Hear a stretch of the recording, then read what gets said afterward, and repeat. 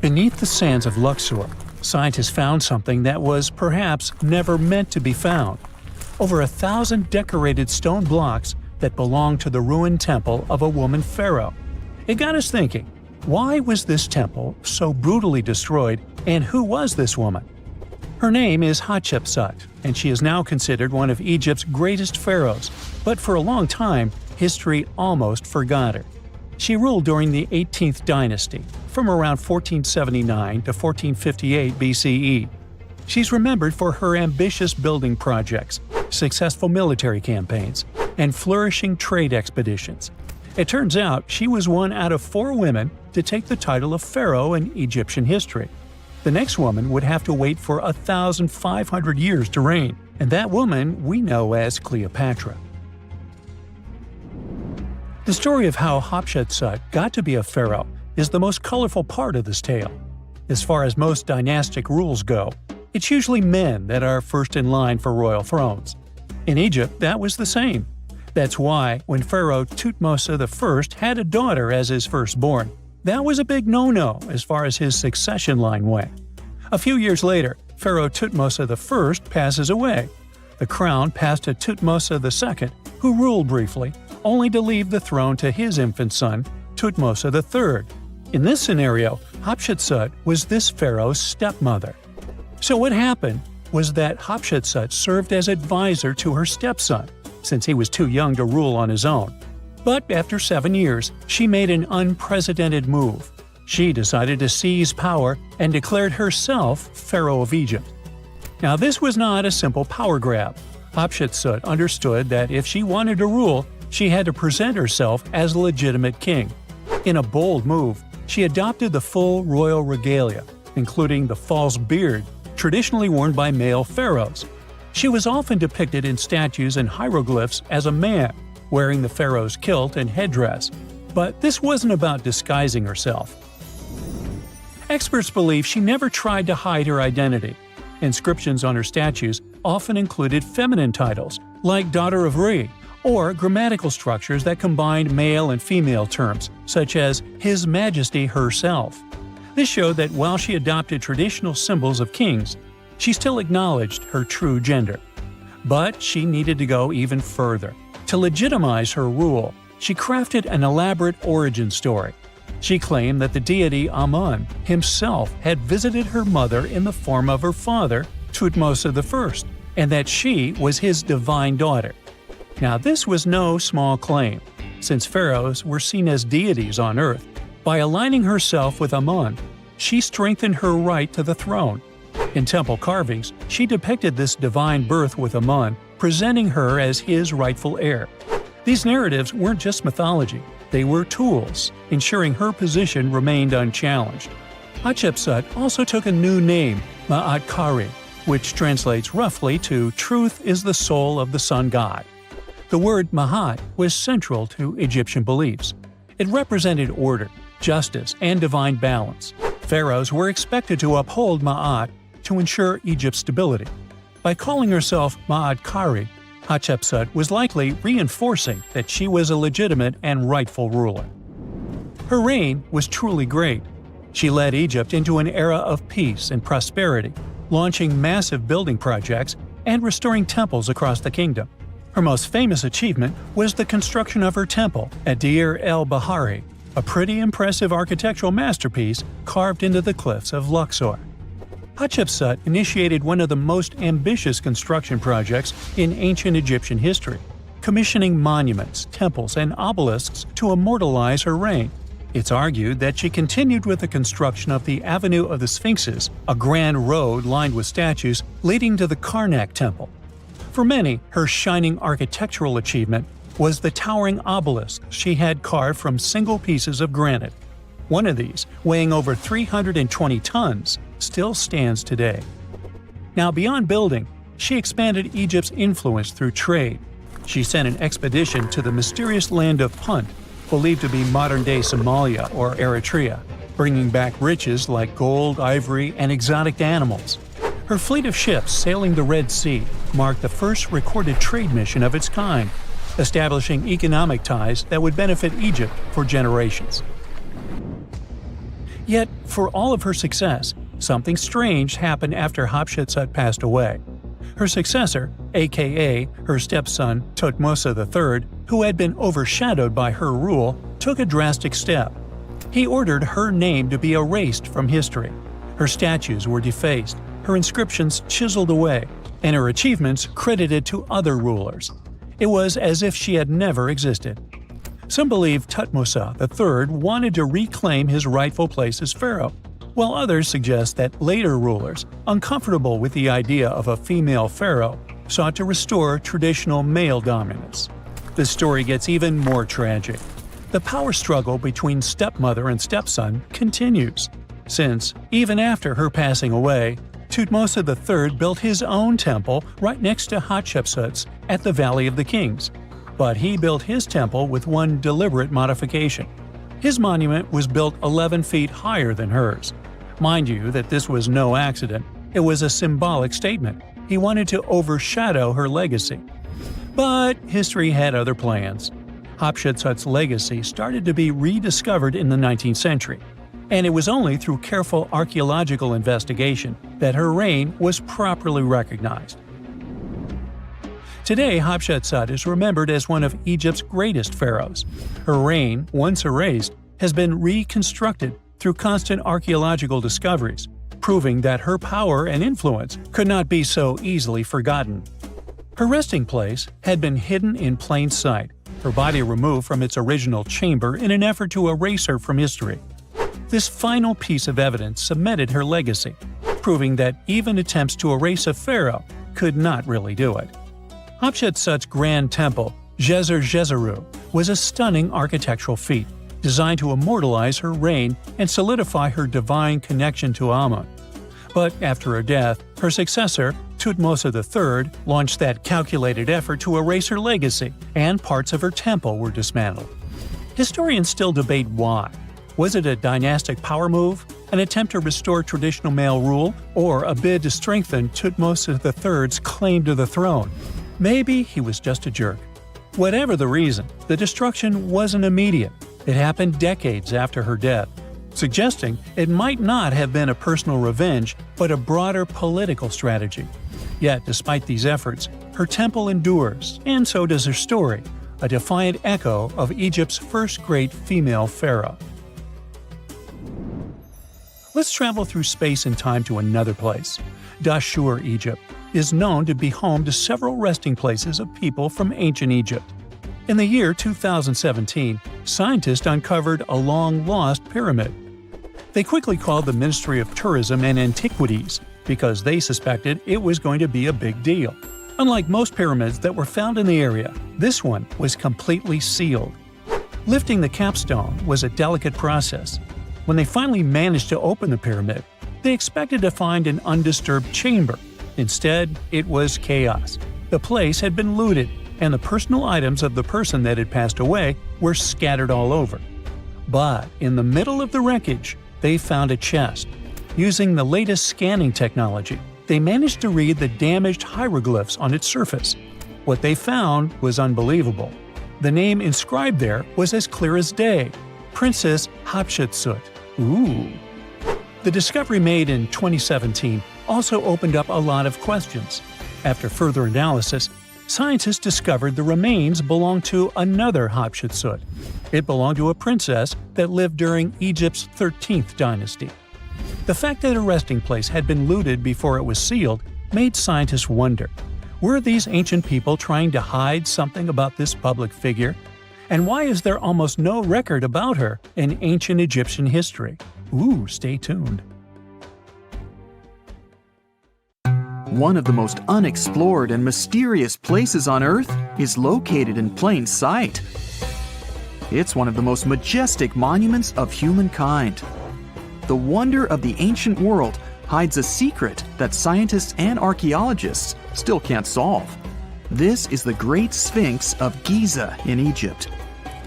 The huge sculpture of a lion with a human head was carved out of rock about 4,500 years ago. Scientists still don't know the exact date of its creation and are also unaware of who built it and what for. There are many assumptions and theories, but none of them has been confirmed. Most people have seen this majestic sculpture either in photographs or in reality, but almost no one knows what's hidden underneath it. The statue of the Sphinx was carved from a single piece of limestone. It was painted. The remains of color pigment on the surface prove this. In the distant past, the Sphinx looked much brighter and more colorful than what we see now. But even after thousands of years, its greatness hasn't diminished. And by the way, Sphinx is not the real name. It was invented by the Greeks about 100 years or more after its creation. Initially, the Egyptians called the statue Hor-em-Akhet. There are many legends and theories saying the Sphinx is there for a reason. It's like a watchdog that guards the tomb of the pharaoh and the secrets of ancient Egypt. These legends become more plausible when archaeologists discovered hidden entrances at the feet of the Sphinx. They believe that these secret passages are the beginning of the tunnels leading to the halls with treasures. You can find a lot of stories on the internet that claim the Sphinx hides the Hall of Records, a repository filled with ancient and secret knowledge. One of the main artifacts of this repository is supposed to be the records of the ancient mythical state of Atlantis. According to legends, the entire library from this city was moved under the Sphinx. The entrance to this library must be located next to the Sphinx's right paw. Many archaeologists tried to find this entrance, but came away empty-handed. Also, there are many images with detailed diagrams of the underground city that consists of a network of tunnels and chambers under the Sphinx. Someone says there are structures as tall as 12-story buildings hiding underground, but there's no evidence of this. Archaeologists, even after millennia, continue to explore the mysterious sculpture. At the same time, many Egyptians don't want to learn more about the Sphinx. They're terrified of awakening something supernatural. In 1998, scientists discovered tunnels leading to empty caves under the Sphinx. They found evidence of earlier excavations there. It's quite possible that someone managed to find the treasures and take them away. Some people believe Egyptians found some kind of artifact under the Sphinx that has the power of unknown advanced technologies. The artifact is so powerful that it can change the course of history. Of course, most theories are just fairy tales of conspiracy fans, but it's a confirmed fact that the Sphinx hides a system of caves and rooms. There are so many rumors surrounding the Sphinx that it's impossible to understand what's true and what's false.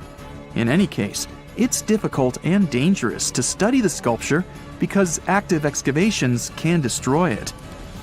And then the entrance to the underground rooms can get blocked by rocks and lost forever. Also, further exploration requires a lot of money, and financing is not always easy to find. But the main reason? It's too risky. There's no guarantee that people will be able to get out of the underground labyrinths. For these reasons, scientists and archaeologists have been exploring this majestic structure for so long. Another famous architectural monument with a secret is Mount Rushmore in South Dakota. Everyone admires the images of the U.S. presidents' faces carved into the rock, but few people know that there's a secret room hidden behind the head of Abraham Lincoln. The architect of Mount Rushmore wanted to carve slabs on the rock with the record of the main stages of the country's history. But his plan was too complicated to carry out. Then he was offered to implement it on a much smaller scale, to build a secret room inside the mountain. The idea was to save this knowledge so that future generations will always remember the history of their country. Unfortunately, the architect didn't have time to finish his work. The construction stopped for several decades. But in the late 90s, the project was resumed. Porcelain enamel panels depicting the history of the U.S. were placed in the room. It's possible that these plates will be stored there forever. But people can't see them, at least for now. The room is inaccessible to tourists as it's too difficult to get inside. Another secret room is located in the Empire State Building. More precisely, it's not even a room, but a place where you can take cool photos. almost all tourists gather on the observation deck of the 86th floor to enjoy a stunning view of Manhattan. But there's another deck with panoramic windows on the 102nd floor. There are way fewer people there because almost no one knows about that place. Fortunately, access to this deck is open to everyone. You probably won't have to wait in line for a long time to take a photo. You'll feel special because you're in such a secret place where there are almost no people. But the coolest place is even higher, on the 103rd floor. This is a spacious observation deck where celebrities get their photographs taken.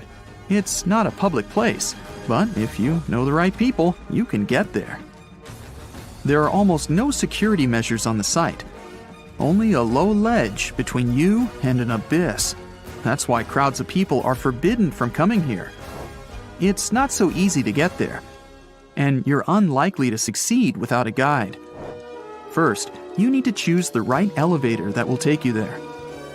Then you'll go through several engineering rooms filled with pipes, electrical panels, and other technical stuff. The final part of your way is a set of stairs inside a tiny corridor. And here you are, at the top of New York. Now we're in Paris. See the Eiffel Tower? Inside it, there are restaurants and observation decks. But if you try hard, you can find a secret apartment. Now it's a museum, but it was built so that people could live in it. The architect of the tower, Gustav Eiffel, created this apartment in 1889 for himself. It's almost at the very top of the Eiffel Tower. Imagine what a beautiful view he observed every day. He was the first and only tenant. No one else could gain access to this place. When the architect passed away, the apartment remained empty for a long time. Only recently, they restored it and turned it into a museum. Inside, the epoch of the last century is recreated. They even put wax figures of Gustav Eiffel, his daughter, and the American inventor Thomas Edison inside the room. This place is filled with an endless stream of passengers, office workers running late, visitors from other cities, noise, and train whistles. At Grand Central Station in New York, among all these sounds, you can hear the sound of a ball hitting a racket, if you're in the right place. A real tennis court is hidden inside New York Central Station. It belongs to a tennis club that arranges corporate games for employees of many companies. The club was opened in the 60s. Now we're moving to London, Charing Cross Road. It isn't easy to find one secret place here. To do this, you need to look carefully at your feet. Do you see these sewer grates in the asphalt? Inside them, you can notice two signs with the name Little Compton Street. Yeah, there's another street right below you. It disappeared from all maps at the end of the 19th century. Charing Cross Road was built over it. The identification signs that you see are part of old engineering tunnels. There's another interesting place in London. It's located in the southeast corner of Trafalgar Square. At first glance, it looks like a thick lamppost, but there are too many tourists walking around. You come closer and realize that one person can easily fit inside the post. The lamppost belongs not to an electrician, but to a police officer. Yeah, this is the smallest police station in the world. It was built in the 1930s and used as a watch post. Officers had to sit there one by one and watch Trafalgar Square. That always attracted a lot of pickpockets and all kinds of other criminals. Hey, I bet you didn't know that trees used to grow in the middle of Egypt's barren, sun-roasted Sinai desert. It's true. If you can't picture it, I don't blame you. But archaeologists have recently stumbled upon a tree-lined boulevard. Yep, an actual green avenue leading to a massive ancient fortress. No, this isn't some mirage or an overactive imagination, although I do have one. But it's turning our ideas of ancient Egyptian desert life upside down. Let's rewind a bit. The site in question is called Tel Abu Saifi, located in the northern part of the Sinai Peninsula. For a long time, it was known as a dusty archaeological footnote, the home of ruins from the Ptolemaic and Roman periods. You know, the era after Alexander the Great swaggered through Egypt and the Roman Empire called dibs. But recently, Egypt's Ministry of Tourism and Antiquities decided to give it a fresh dig, and what they found out turned to be more than just a forgotten outpost. We're talking about a full-on military fortress with defensive trenches, paved roads, lime kilns, barracks for soldiers, and even room for their families. A whole bunch of living quarters right in the middle of a desert doesn't feel very homey until you remember our star, the unexpected Green Avenue. This road was over 300 feet long and 36 feet wide, as long as an American football field, paved with limestone slabs and lined with more than 500 clay planting pits. These weren't for show. They held actual trees, creating a shaded tree-line entrance straight to the fortress. Imagine walking through that, the sun blazing overhead, and suddenly, blessed shade. Ooh. Now, that's not just a grand entrance, that's an ancient red carpet, or maybe a green one. But this wasn't about curb appeal. The existence of hundreds of trees in a desert landscape over 2,000 years ago tells us something big. You see, the Ptolemaic Egyptians weren't simply good at building monuments. They were also masters of water management. In a place where rainfall is rarer than a selfie with a pharaoh, they somehow found a way to grow rows of trees. Now, let that sink in. To irrigate that many trees in a desert, they must have had a sophisticated irrigation or water transport system, something capable of moving and distributing water efficiently in this harsh climate. Maybe they channeled groundwater, or maybe they captured seasonal rain, or maybe ancient sprinkler systems. Okay, maybe not that fancy. But still, it's clear they were ahead of their time. Here's the thing, we already know the Egyptians mastered water control. They harnessed the Nile with ditches and canals to feed distant fields. So irrigation wasn't exactly a mystery to them. They had the skills and the knowledge. And sure, scientists still debate what the Sinai climate was like 2,000 years ago. But many believe it may have once been greener. After all, take one look at those dramatic mountains and rocky landscapes, shaped and sculpted as if by brute force of ancient rivers. And it's hard not to think that water once played a bigger role out there. Plus, archaeologists have found tons of evidence showing that Ptolemaic Egyptians cultivated fruits, vines, and trees on a large scale. In other words, growing a forest in a desert might feel wild to us, but to them, it was just another Tuesday. And now, this Green Avenue is making archaeologists wonder, what if similar irrigation systems were used elsewhere, say for transporting the enormous stones used to build the pyramids? There's already a theory that ancient rivers or human-made canals helped move those stones. And the Tel Abu Saifi discovery? Well, it might just be the missing puzzle piece. This isn't just a dream. Back then, rivers were like highways, power grids, and cargo trains of the ancient world, all rolled into one. Egyptians used them for everything – irrigating crops, trading goods, powering industry, and even mobilizing for war. If you were doing something important, odds are it involved a river. But wait, it gets even better. Excavations revealed deep defensive trenches, like ancient moats, dug more than 6 feet deep around the fortress. Those weren't just muddy ditches. They were part of an elaborate defense system designed to be filled or bridged to control access. Think of it as ancient Egypt's version of a retractable security gate, minus the hydraulics. And while the trenches were keeping intruders out, life inside the fortress was bustling. Remember how we said archaeologists had found military housing units? It turns out soldiers might have lived there with their families. So this wasn't just a barracks, it was a thriving community, with meals, routines, kids playing, and probably a whole lot of ancient gossip flying around the dinner table.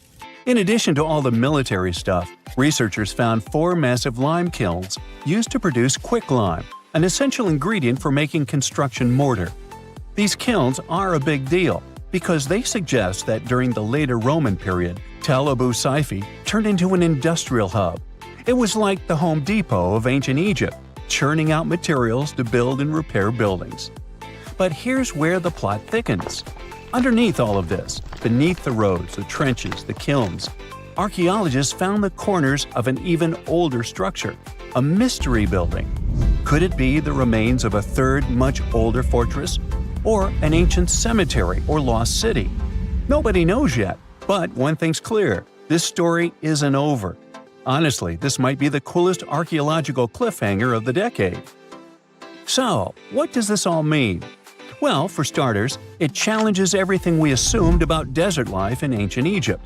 For the longest time, deserts were thought of as natural barriers, dry, deadly, and empty. But this find suggests that the desert might have once been green and full of life, not because the climate was dramatically different, but because the Egyptians were incredibly good at bending the environment to their will. They didn't just survive in the desert, they transformed it. It also adds fuel to the fire in the age-old debate about ancient Egyptian tech. If they could build a fortress with tree-lined roads, moats, irrigation, and industry in the middle of the Sinai, is it really such a stretch to imagine they could engineer water channels to move pyramid stones? Forget the Ancient Aliens TV show. Sure, it's entertaining, I'll give you that, but it makes us forget something crucial. Those people were brilliant. A lot of what we call modern technology is recycled ancient ingenuity. And who knows how much knowledge we've lost over time. Meanwhile, the dig continues. Scientists are now mapping the entire Tel Abu Saifi site, trying to piece together how all the structures connect. Some want to analyze soil samples to find traces of old tree roots and maybe even figure out what kinds of trees once grew there. Imagine if they were date palms. We might be looking at the world's oldest snack lane. You already know that the implications of the discoveries don't stop with history books, right? This kind of discovery has modern relevance too. Our world is going through a lot of change, with crazy weather and huge heat waves. So maybe we should be asking, what can we learn from ancient civilizations that once made the desert bloom? If nothing else, Tel Abu Saifi reminds us that the ancient Egyptians were more than just pharaohs, pyramids, and mummies. They were visionary planners, eco-architects, and straight-up problem solvers. They didn't wait for nature to hand them what they needed, they engineered it. And thanks to discoveries like this, we're getting a clearer picture of just how advanced and, frankly, how cool ancient Egyptian civilization really was. So next time someone tells you deserts are just empty wastelands, you can hit them with this fun fact. Over 2,000 years ago, in the heart of the Sinai Desert, there was a fortress with a tree-lined avenue, moats, military housing, an industrial center, and even a secret underground structure. Take that, sand dunes! Who knows what else is still buried out there, waiting to rewrite history? Hey, check this out! Does this pebble look like a face to you? Especially with that red dot in the middle. If yes, you might be staring at the world's first emoji. It was uncovered in Spain and it's 43,000 years old. And that red spot was made by a Neanderthal with a finger. That means this isn't just a dot, it's the oldest fingerprint ever found. But was this really a nose on a grumpy face? And why is that important? Because it hints at something big. A mind seeing shapes, then choosing to add meaning. The palm-sized rock was discovered in a Paleolithic rock shelter tucked away under some light-colored chalky cliffs. It was pretty much a natural overhang where Neanderthals used to hang out. They called it home tens of thousands of years ago. As for the pebble, to me, the dot seems like a random ketchup stain from ages ago. But real archaeologists know better. The neat placement instantly caught their attention. After running tests, they determined that the stain wasn't natural. It seems intentional, not random. Their guess? Someone thousands of years ago may have dipped a fingertip into a mix of ochre pigment and water, then pressed it onto the stone, leaving a tiny prehistoric stamp. To put that theory to the test, they called forensic experts from Spain's national police. At first, the specialists were pretty doubtful. After all, this was the ultimate definition of a cold case. But with multispectral imaging, which lets scientists study surfaces under different wavelengths of light, something amazing popped up: clear fingerprint ridges. The print's rounded form showed it came from the tip of a finger. Comparing it with fingerprint databases, the evidence pointed to one likely candidate: an adult male, not a woman or a child. Finding any fingerprint this old is insanely rare. Pigments usually fade, rocks erode, and time wipes away delicate details like ridges. When it comes to fingerprints, the unique patterns actually form before you're even born. During pregnancy, they never change. You might wonder, could a clever criminal damage their skin to erase their fingerprints and fool the cops? Turns out that's basically impossible. Fingerprints aren't just on the surface. They form deep in the skin, in a layer called the dermis. Even if you burn, cut, or scar the outer layer, the patterns underneath usually stay the same and even heal back. Scars might distort the print a little, but that won't help. Ironically, those scars often become a new kind of fingerprint, unique to the person. With today's forensic tools, even a partial print is enough, not to mention the DNA. Yes, fingerprints are just patterns, but they usually come with sweat, skin cells, or oils that may contain DNA. Here's another cool fact. Koalas also have unique fingerprints just like we do. Under a microscope, even experts sometimes struggle to tell them apart from human prints. Scientists think these ridges help koalas grip branches and pick leaves with precision. The bottom line, fingerprints are basically nature's unhackable signature. It's something humans, Neanderthals, and apparently even koalas have been leaving behind for tens of thousands of years. If it's been a while since your biology classes, here are some clarifications. Neanderthals weren't our direct ancestors, they're more like our long-lost cousins. Colloquially, we call them humans too. But for scientists, Neanderthals and modern humans were different species within the same genus. Kinda like how lions and tigers are both big cats, but they're not the same species. Homo sapiens and Homo neanderthalensis split from a common ancestor hundreds of thousands of years ago. Neanderthals dominated Ice Age Europe. When Homo sapiens arrived around 45,000 years ago, the two met, mixed, and today, most people outside Africa carry about 1 to 2% Neanderthal DNA. Eventually, the balance shifted. Within just a few thousand years, Neanderthals disappeared, while modern humans kept spreading. Scientists think it was a mix of different factors. Shifting climates made food scarce, new neighbors brought competition, and their small, scattered populations just made survival even tougher. Now, here's why this little fingerprint is such a big deal. For decades, scientists thought Neanderthals were just built for survival. Strong, but simple. Homo sapiens were supposed to be the creative ones. For a long time, scientists thought they were special because they could think in symbols. Tens of thousands of years ago, our ancestors carved patterns into stones, painted animals on cave walls, and wore beads and pigments as decoration. The earliest proof of symbolic art comes from Blombos Cave in South Africa, where humans etched deliberate designs on pieces of red ochre over 70,000 years ago. Those symbols had no survival purpose. Researchers believe they were expressions of ideas, identity, and meaning. That ability to imagine and represent things we couldn't see was thought to be uniquely human. But this one tiny red dot on a stone challenges that idea. See, the stone already looked like a face, and someone all the way back deliberately pressed a red nose right where it should be. That's symbolic thinking. That could mean that Neanderthals weren't just making tools and hunting mammoths. Perhaps they were able to imagine things. And this isn't just the only clue. This fingerprint is part of a growing pattern that shows Neanderthals were way more like us than we ever believed. For example, in Cova Negra, Spain, archaeologists uncovered the skeleton of a Neanderthal child who had a serious ear condition that made life incredibly hard.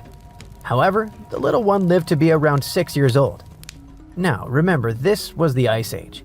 Just managing on your own was challenging. Survival was tough. Food was scarce and danger was everywhere. Yet, someone made sure that the child was looked after, fed, and kept safe. Scientists believe that this shows a trait of compassion, something we once believed only our species was capable of. In Iraq, scientists found a Neanderthal skeleton sprinkled with flower pollen. Sounds random. Maybe not. Some believe it was part of a funeral ritual, like the world's first floral tribute. If that's true, Neanderthals weren't just surviving, they were remembering and honoring life. Neanderthals were apparently quite resourceful. Around 176,000 years ago, they were stacking stalagmites into neat circles in Bruniquel Cave in France. Was this some kind of ritual or just curiosity? Maybe this means that they had the idea of planning and changing their surroundings. Then, around 130,000 years ago, they took eagle talons and turned them into jewelry in Croatia. Yep, early bling. This suggests they were into looking good and possibly showing off a bit socially. There were no sewing machines back then, but Neanderthals had stone scrapers and even bone needles. With those, they crafted animal skin outfits that were perfect for the freezing Ice Age climate. When you step back and consider all of these, that tiny red fingerprint isn't just a mark on stone. If it was meant to represent a nose, it's part of a much bigger story. Neanderthals cared for one another, crafted tools and clothing, created jewelry, painted on cave walls, and built mysterious structures deep in caves. Basically, they were thinking a lot more like us than we used to imagine. And here's the fun part. What if that little red dot wasn't meant to be a nose at all? Maybe it was a joke, a charm, or just a doodle. Heck, it could have been the first face meme scratched onto rock. Whatever it was, unless it really was an accident, it shows imagination. So the next time you send an emoji, remember that Neanderthals had the same idea. Personally, I like that it's a grumpy one, but at the very least, we now have the oldest fingerprint ever discovered. That alone is extraordinary, but add the fact that the print was placed right on a stone that already resembled a face, and suddenly, the questions multiply. Let's hope the researchers discover more about it so we can know for sure. What we do know is that 43,000 years ago, a Neanderthal pressed a finger onto stone and left us with one of the most personal signatures in prehistory. Thousands of years ago, way before cranes, engines, or electricity, the ancient Egyptians pulled off one of the greatest architectural feats ever, the pyramids. The massive stone blocks, some weighing as much as a Range Rover, sitting at a height of over 200 feet, seemed so unreal that many even believed ETs helped build them. But new research shows the secret was actually right here on Earth. The Egyptians probably used a giant ancient water elevator to move those heavy stones for their very first pyramid, the Step Pyramid of Dahshur, around 4,700 years ago. Now, the first question that comes to mind is, where did they find such huge amounts of water to run this construction in the middle of the desert? Some studies say that the Sahara Desert had more regular rainfall thousands of years ago than it does today. So, the landscape resembled a savanna, not a desert. So it was possible there was enough natural water to support the hydraulic lift. Researchers found deep vertical shafts inside the first stone pyramid. They used a computer model that had info about the pyramid's remaining inside parts and the underground tunnels at the site. The team also used high-resolution satellite pictures of the area to include the amount of rainfall from the past in their research. It looks like the Egyptians would place a heavy stone block on top of a floating wooden platform, kind of like a raft, then slowly fill the shaft with water, and the rising water would lift the platform and the stone upwards, sort of like an ancient elevator in action. This cool process is called hydraulic lifting, and it's very similar to how some modern machinery works. But when the Egyptians used it, I mean, if they ever did, they would have had to do it with the most basic tools and a really advanced understanding of how water behaves. They would have to carefully control the amount of water added to each shaft to raise the stone blocks gradually, and stop at the desired level to move the stones into place. The scientists now want to find out if it was the first major system of this kind, or if someone had used it before the Egyptians. Now, not all archaeologists fully agree with this idea. Some point out there's no direct evidence like writings or diagrams from that time that would prove the Egyptians actually used a hydraulic lift system. whether or not they actually use this exact method. One thing is clear. The people who built the step pyramid were geniuses in their own right. They figured out how to move massive stones all the way to the top of the pyramid with incredible precision, and use techniques that still impress scientists today. West of the pyramid, archaeologists found some evidence of a human-made lake or reservoir. They believe the Egyptians may have created this temporary lake and used channels or canals to move the water toward the pyramid. The pyramid itself may have been surrounded by a moat that helped direct water into these vertical shafts.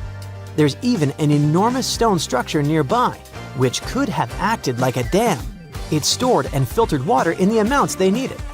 In fact, scientists have discovered that 31 pyramids are likely to have been built along a long-lost ancient branch of the River Nile.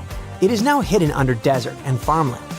For many years, archaeologists have thought that ancient Egyptians must have used a nearby waterway to transport materials, equipment, people, and whatever else they needed to build the pyramids on the river.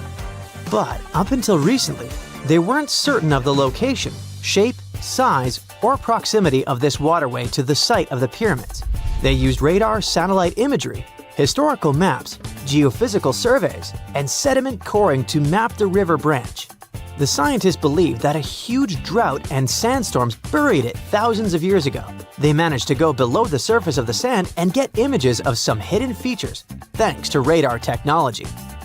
The team found hidden rivers and ancient structures running at the foothills of where most of the ancient Egyptian pyramids lie. The discovery of this extinct river branch could explain why there are so many pyramids between Gaza and Lisht, in what is now an inhospitable area of the Saharan desert. And if it wasn't cool enough, the area seems to have had a kind of water filtration system. Looks like they built it using a series of stone compartments that look surprisingly similar to modern water treatment plants. So, the Egyptians probably weren't just filling up the shafts with any water. They may have been managing and purifying it. They wanted to make sure it was clean and flowing in the right amounts, not to damage the pyramid or flood the area. Alright, water transportation is a complex issue. But even the most basic things, like how many sides the Great Pyramid of Giza has, can still surprise us. It's not 4, as you might logically conclude. It's not even 5 or 3, but 8. In 1926, a British pilot flew over the pyramid and took photos from above, and only then officially confirmed it. From that high-up view, he noticed that each of the pyramid's 4 faces is slightly indented down the middle, from top to bottom. These shallow inward dips make each face split into 2 halves, turning the pyramid into something more like an octagon. That indentation is so subtle you'd never see it standing next to the pyramid, but from the air, it becomes obvious. This odd shape may have actually helped keep the pyramid stable for over 4,500 years. The special inward-sloping design, plus a super strong base, could have helped it survive all kinds of natural disasters, like earthquakes, heavy rains, and constant pressure from its own massive weight. The pyramid has likely faced over 500 severe rainstorms in its lifetime, and thanks to its design, the pyramid's angled stone layers may have actually gotten stronger over time, kind of like how a screw tightens when you turn it. If the pyramid had been built with totally flat and level stone layers, it might have started to fall apart instead. The latest news from the pyramids is that there could be a massive ancient city hidden deep beneath them. 2 scientists announced that they used a new method to read data from a technology called synthetic aperture radar, SAR. It's kind of like X-ray vision for the ground, and satellites normally use it to look beneath Earth's surface. So they say that with this cool tech, they managed to spot giant structures over a mile underground, directly beneath the Pyramid of Khafra at Giza. The scientists found 8 deep shafts surrounded by spiral paths, all leading to 2 enormous cube-shaped chambers, each one almost 300 feet wide. There are 5 more structures above the shafts, all connected by tunnels.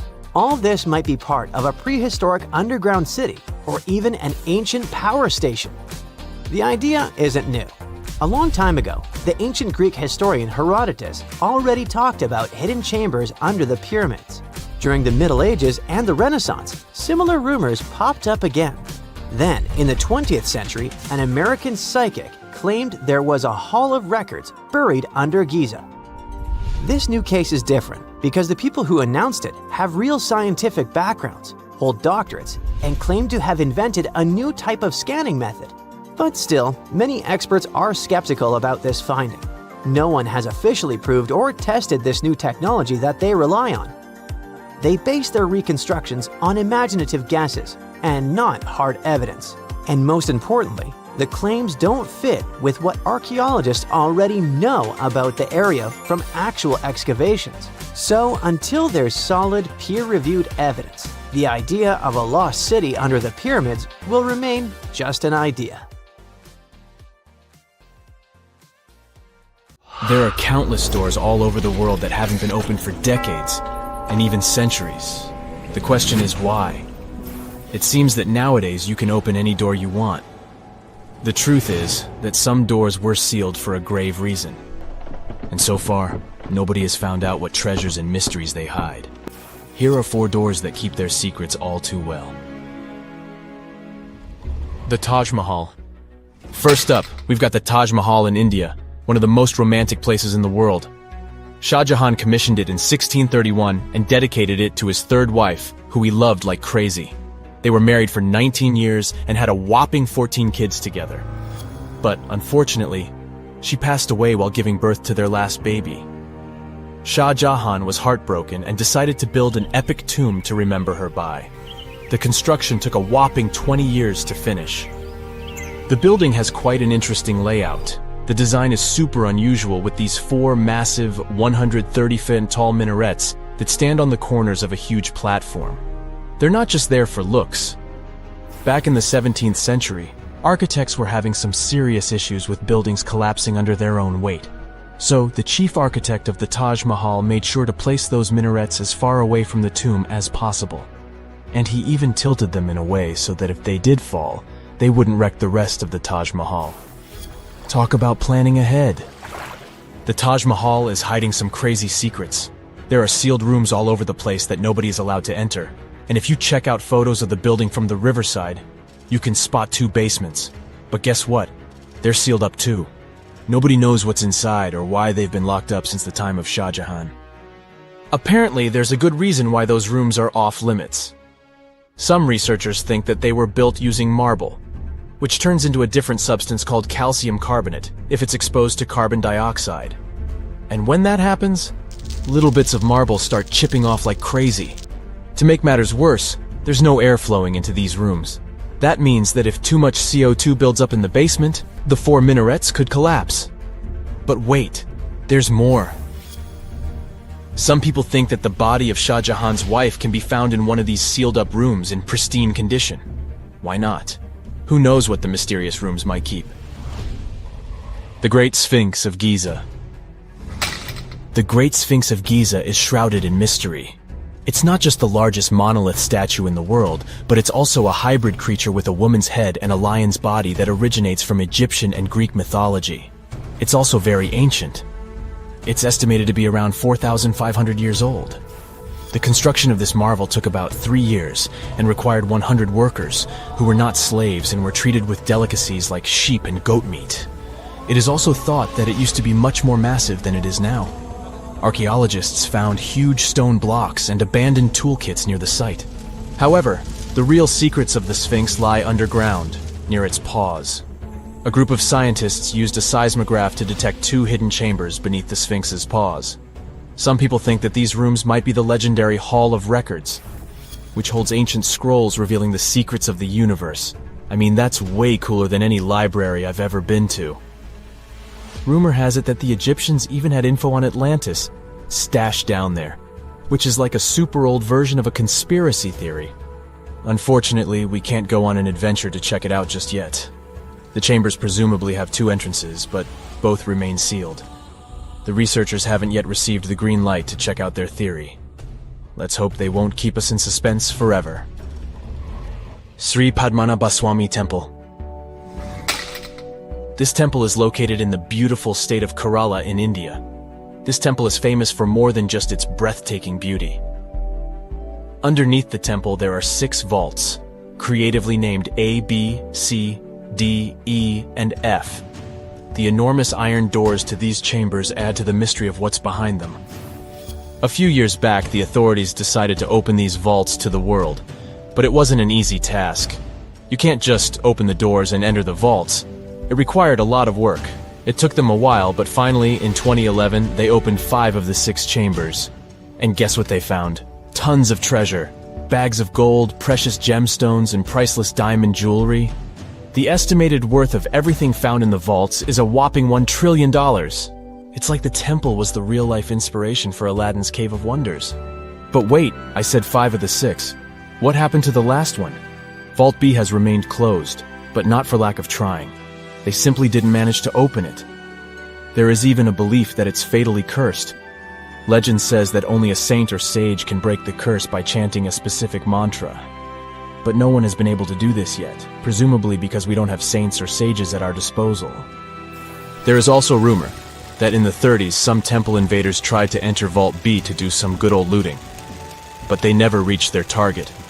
Apparently terrible snakes materialized out of nowhere and chased the gang away. But of course, this is just an urban legend, and there is not proof of that. However, it is said that the Auditor General dealing with the temple claimed that Vault B had been opened at least 7 times since 1990, and nothing bad happened to anyone who entered. Who knows? Maybe we should send Indiana Jones to check it out. The First Emperor's Tomb. Deep under a hill, completely undisturbed and surrounded by dangerous traps, lies an ancient 2,000-year-old tomb. It belongs to Qin Shi Huang, the first emperor of China. He was born in the Qin state and became king when he was just a boy. But when he grew up and gained full power, he united the warring states ancient China was divided into by conquering them. After that, he created the Qin dynasty. When he died in 210 BCE, they buried him deep underground in a massive tomb. And when I say massive, I mean massive! Back in 1974, some farmers in Xi'an, China, stumbled upon something strange while digging a well, a huge terracotta soldier. This discovery led to an extensive archaeological dig that has continued for over 40 years, revealing a collection of thousands of clay soldiers. The unique thing about these soldiers is that each one has its own unique features, from hairstyles to facial expressions. It's believed that there could be up to 8,000 of these soldiers, but only 2,000 have been found so far. Interestingly, the central tomb, which is believed to be the resting place of the emperor, is still untouched. In ancient records, there are references to a vast underground city that the emperor built, complete with scenic towers, palaces, and whatnot. Sima Qian, a Han Dynasty historian, wrote that the tomb was adorned with treasures and had space for hundreds of officials, but the lack of technology to properly examine the site is what's holding things up. Qin Shi Huang was surrounded by liquid mercury in his tomb, with 2 of the streams representing the major rivers of China, Yellow River and Yangtze. The ancient Chinese believed that mercury could provide immortality, but it could have also caused the emperor's death since he regularly took mercury pills to prolong his life.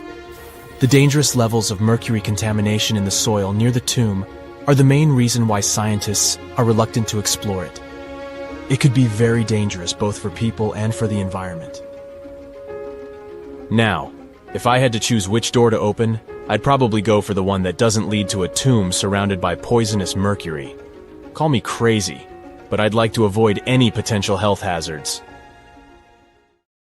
X-rays are a type of invisible radiation that can pass through our bodies and objects. They're very important in the field of medicine because they allow doctors to see inside our bodies without having to perform surgery. Now, let's dive into how X-rays work.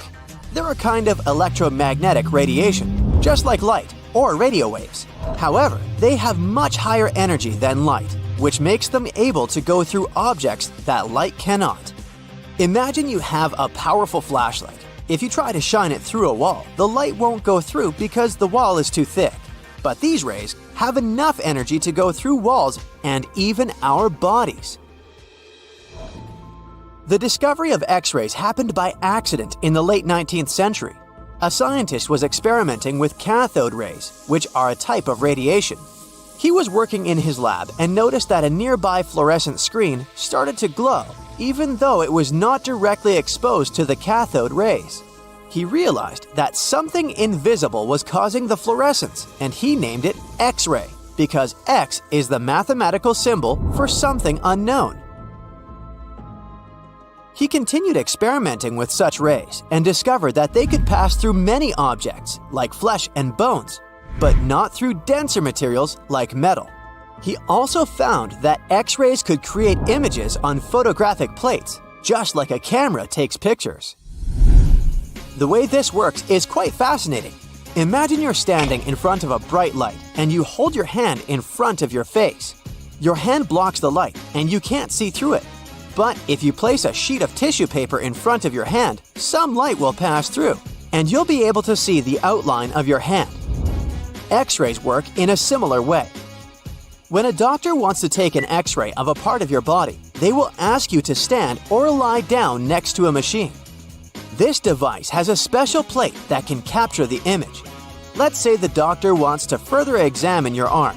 They will place the X-ray plate on one side of your arm and the machine on the other side. Then, the machine will produce a controlled burst of X-rays that pass through your arm. Remember how we talked about the tissue paper allowing some light to pass through? Well, in this case, some of those X-rays will go through your arm, while others will be absorbed or blocked by the denser parts of your body, like bones. The plate captures the X-rays that pass through your arm, and it creates an image. This image shows the bones and other structures inside your body, allowing the doctor to see if there are any problems or injuries. Now, you might be wondering why X-rays can pass through some things but not others. It has to do with the density and composition of the objects. Denser materials like bones absorb more X-rays, so they appear white in the image. So when you look at the result, you'll see your bones as white shapes. Other tissues like muscles and organs are less dense and allow some of those rays to pass through, so they appear as gray shadows. What if I told you there's a whole new way you can peek inside objects, but without using X-rays? I'm not talking about magic powers. Take a comfortable seat while I explain what muography is. This fascinating scientific technique allows us to see inside objects and even beneath the Earth's surface using a special type of particle called a muon. These elementary particles are very similar to electrons, but they're much heavier. They are created high up in the Earth's atmosphere when cosmic rays, which are particles coming from space, collide with the air molecules. Now, muons are special because they can pierce through different materials. They can pass through rock, soil, and even buildings. Scientists realized this potential back in the 1950s when they were studying cosmic rays and noticed that some of the particles could pass through thick materials. The first muography experiments took place in the 60s. Specialists discovered that muons can be detected using special devices called muon detectors. These detectors are usually placed underground or in specially designed laboratories to shield them from other particles and background radiation. Now let's dive into how muography actually works. Imagine you have a large object, like a pyramid, a mountain, or even an ancient statue, and you want to see what's inside without damaging it. First, detectors are positioned around the object or in the area you want to examine. These detectors are sensitive to muons and can track their paths. When such a particle passes through a detector, it leaves a trace, like footprints in the sand. By collecting data from multiple detectors, scientists can reconstruct the paths. Here's where things get really cool. The Earth's atmosphere acts like a natural filter for muons. It turns out that the more massive an object is, the more particles it will block. So, if you have a large, dense object like a mountain, fewer muons will pass through it compared to a smaller, less dense object, like an empty box. This difference in the number of particles that reach the detectors can give us clues about what's inside the objects. scientists use computer algorithms and mathematical techniques to analyze the data and create images. These images represent the density distribution of the object being studied. It's like creating a map that shows where the densest areas are and where there's gaps inside the object. The concept of muography is similar to using shadows to understand the shape and size of an object. Imagine you're standing in front of a bright light and you place your hand between the light source and a wall. You'll see a shadow of your hand on the wall. Based on the shape and size of the shadow, you can get an idea of what your hand looks like, even though you can't see it directly. This technique has been used to study various objects and structures. For example, scientists have used it to explore the inside of volcanoes and pyramids, and even to investigate the structure of mountains and the Earth's crust. With the help of this amazing technique, scientists have now uncovered new information about the Great Pyramid of Giza. They discovered something that had eluded tomb raiders for centuries. They found a hidden chamber. And guess what they named it? The Big Void. Yeah, I know, not the most creative name. They even used 3 different muon detection techniques just to be super sure that it was indeed a big, mysterious void inside the grandest pyramid of them all. Once news got out about this mind-boggling discovery, Egyptian authorities couldn't resist the temptation to explore further. So they brought in an endoscope camera to confirm the existence of this epic void. So they inserted a camera through one of the openings underneath the entrance, and voila, it revealed a corridor. More so, the corridor had a chevron ceiling. I can't help but imagine the ancient Egyptians using it as a cool dance floor. Another team of scientists decided to take another shot at scanning this newfound void. According to them, the Great Pyramid of Giza is a pioneer in the pyramid game. It used a technique called chevron to cover internal structures and keep them from collapsing. Now, why did the ancient Egyptians build this corridor and the grand void it leads to? One theory suggests that the corridor was built to relieve pressure inside the pyramid. Another theory says that the void could be a result of the pyramid's construction process. It could have been an internal ramp used to move roof blocks into position, and then it was left there or filled loosely with rubble. According to other enthusiastic explorers, there might be another burial chamber waiting to be discovered. They believe that the pyramids were built with a dash of randomness in the construction process.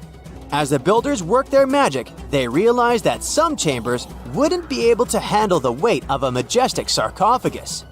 So they made adjustments on the fly, creating new plans as they went along. Whenever you hear about ancient ruins, you almost never picture them being suspended somewhere, or just randomly hanging on the branch of a tree, right? In fact, for most of the ancient artifacts we have exposed in museums all over the world, archaeologists did quite an impressive amount of digging. You see, buildings have this funny way of fading away over time if not properly taken care of. Sometimes we need to reuse some building materials, so an older construction may be sacrificed in the process. Other times, houses are abandoned, and once they are exposed to the elements on the surface, like rain or sunlight, they don't really stand a chance. Some just simply crumble away due to good old erosion. So the only way a piece of architecture can survive the test of time is if it's somehow gotten buried deep down. Now, how did they end up buried in the first place? Well, it's quite the comedy of errors. Ancient cities had a habit of gradually raising their ground level like a kid adding toppings to their ice cream sundae. You see, these settlements were always busy collecting food and building materials to keep up with their ever-growing population. But hey, who has time to deal with waste and rubbish? It wasn't exactly high on their to-do list back in the day. So when it came to building new houses, ancient civilizations found it much easier to save their sweat and tears by piling up the rubble and constructing right on top. But that's not all. Rivers would also occasionally flood and deposit a layer of sediment on the city floors, further encapsulating those ancient constructions. And in those dry regions like the desert, where the wind likes to show off its sand and dust dance moves, you can bet it was a constant struggle to keep the establishments clean. One hilarious example is the Sphinx, which had its head buried in sand until a group of archaeologists unearthed it in 1817. Some ancient towns eventually got covered up because they were completely abandoned. With less human activity to control their expansion, plant seeds couldn't resist the opportunity and sprouted all over the place. They gobbled up carbon dioxide from the air and grew, adding more and more bulk to the ground. Those cheeky roots even decided to stabilize the soil made from decaying plant matter, creating layers upon layers of earthy goodness. It's like the ultimate DIY project Mother Nature embarked on, with plants as her loyal helpers. The act of digging into the secrets of ancient civilizations is not just about unearthing a lost world. It's also an epic quest to reveal the hidden treasures beneath layers of history. But how do archaeologists know where to dig in the first place? If everything is covered in layers upon layers of sediments, debris, and plant roots, they must have some sort of system they rely on before embarking on a new project, right? For starters, they're not always the ones suggesting an archaeological dig in a certain location. Let me explain. Let's say you're a contractor and you want to build a new fancy apartment complex in your city. Some local legislations have certain requirements before your project can start, though. For instance, before anyone starts building on a piece of land, they might need to bring in specialists to check the soil. These clever folks can be archaeologists, geologists, or paleontologists, and they need to keep an eye on things during development. If any artifacts or ecofacts, fancy word for organic remnants, are discovered, these experts swoop in to excavate and study them. But what about sites that have nothing to do with bulldozers and yellow hats? Archaeologists have more than one trick up their sleeves when it comes to locating ancient hotspots. They dive deep into historic records with a healthy dose of detective work. By sniffing out old documents and maps, they can piece together the puzzle of human activity in a specific area. If a site has been visited before, it's even better. Finding records of past excavations or historical accounts can give archaeologists lots of information on where to continue their treasure hunt. Before archaeologists start swinging their shovels, they engage in a bit of a visual scan mission. Armed with a grid system, they'll stroll around the site, keeping their eyes peeled for any artifacts that might be hiding just beneath the Earth's upper layer. From groundstone tools to historic glass and even ancient garbage dumps, yes, they're also valuable. These keen-eyed explorers can spot signs of human activity faster than most people. If they stumble upon midden soil, fancy term for a garbage dump, they know for sure that humans once called this place home. Archaeologists don't just rely on their trusty shovels, though. They have an arsenal of gadgets to aid in their search for hidden wonders. Geophysical tools are like their secret weapons. Take the resistivity meter, for example. This clever contraption measures the electrical component of the soil and any buried features or artifacts. A buried wall, for instance, will create a different resistivity reading than the surrounding soil.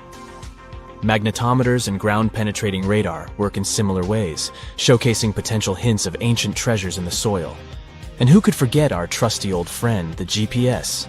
It helps archaeologists map out precise locations, like a high-tech treasure map, leading them straight to their pot of gold.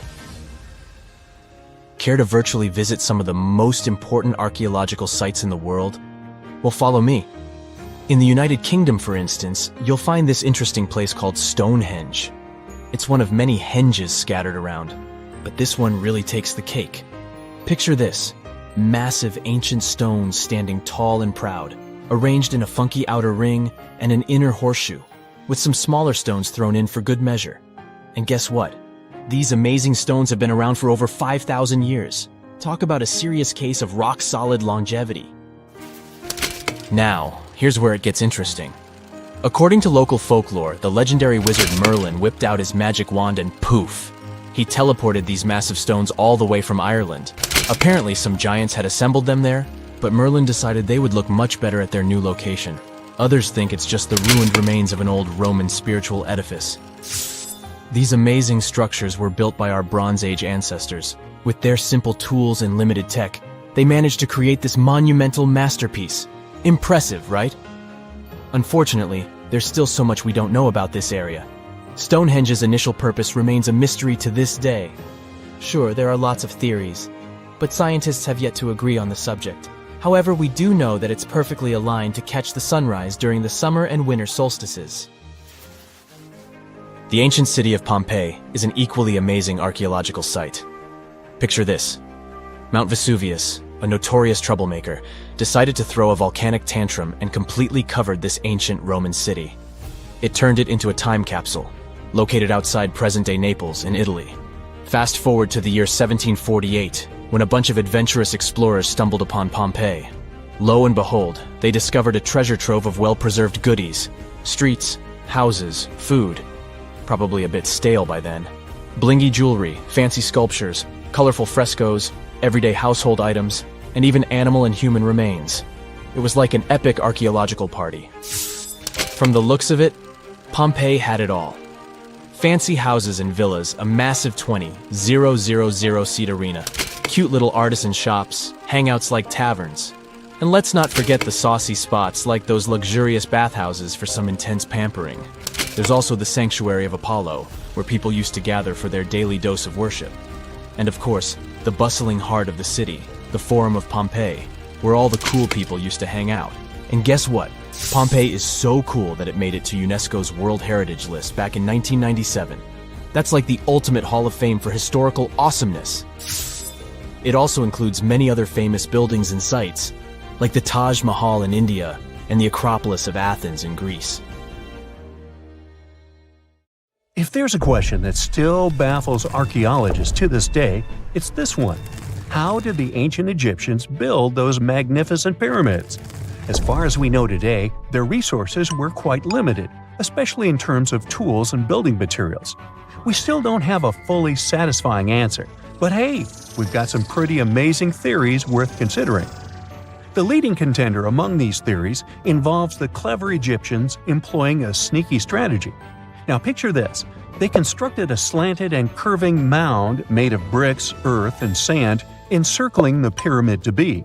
As the pyramid grew taller and taller, they simply increased the height and length of this wacky structure. It's like they were playing an ancient game of Jenga. Now, how did they get those massive stone blocks up there? Well, according to the legendary ancient Greek historian Herodotus, they used sleds, rollers, and levers. It sounds like they turned construction into a supersized game of tug-of-war. And guess what? Herodotus also claimed that the Great Pyramid, the one from Giza, the granddaddy of them all, took a whopping 20 years to build. There's more. Herodotus also dropped a mind-boggling number on us. 100,000 men were supposedly involved in this pyramid extravaganza. Did they hire the entire Egyptian population? Well, it might not be as far-fetched as it sounds. These men were probably mostly farmers, so they probably focused on the pyramids when there wasn't much work to be done in the fields. Like during the flood season of the Nile River. Obviously, specialists in the archaeological community had something to add to this theory. By the late 20th century, they discovered some evidence that suggests the workforce might have been smaller and more permanent than previously thought. Instead of a massive army of 100,000 pyramid builders, they proposed that a modest crew of around 20,000 workers, accompanied by support personnel like bakers, physicians, and even spiritual leaders, could have gotten the job done. There was also this theory that claimed that the pyramids were actually built from the top downward.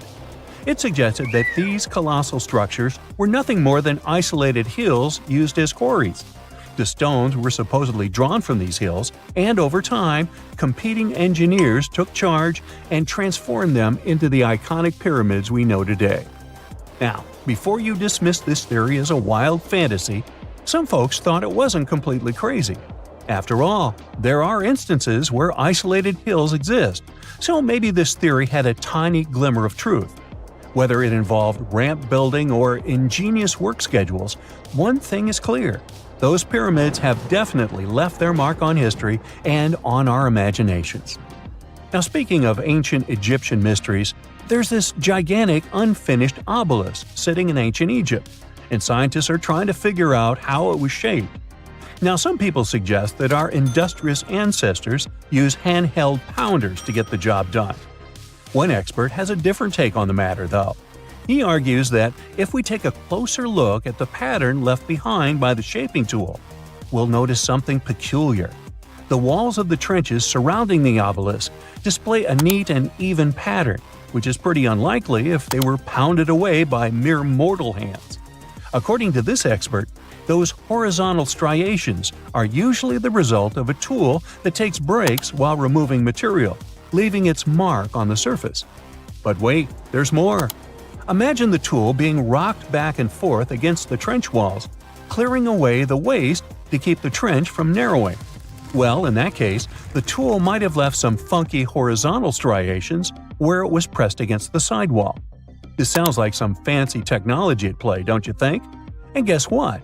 The dynastic Egyptians probably didn't have access to that kind of know-how.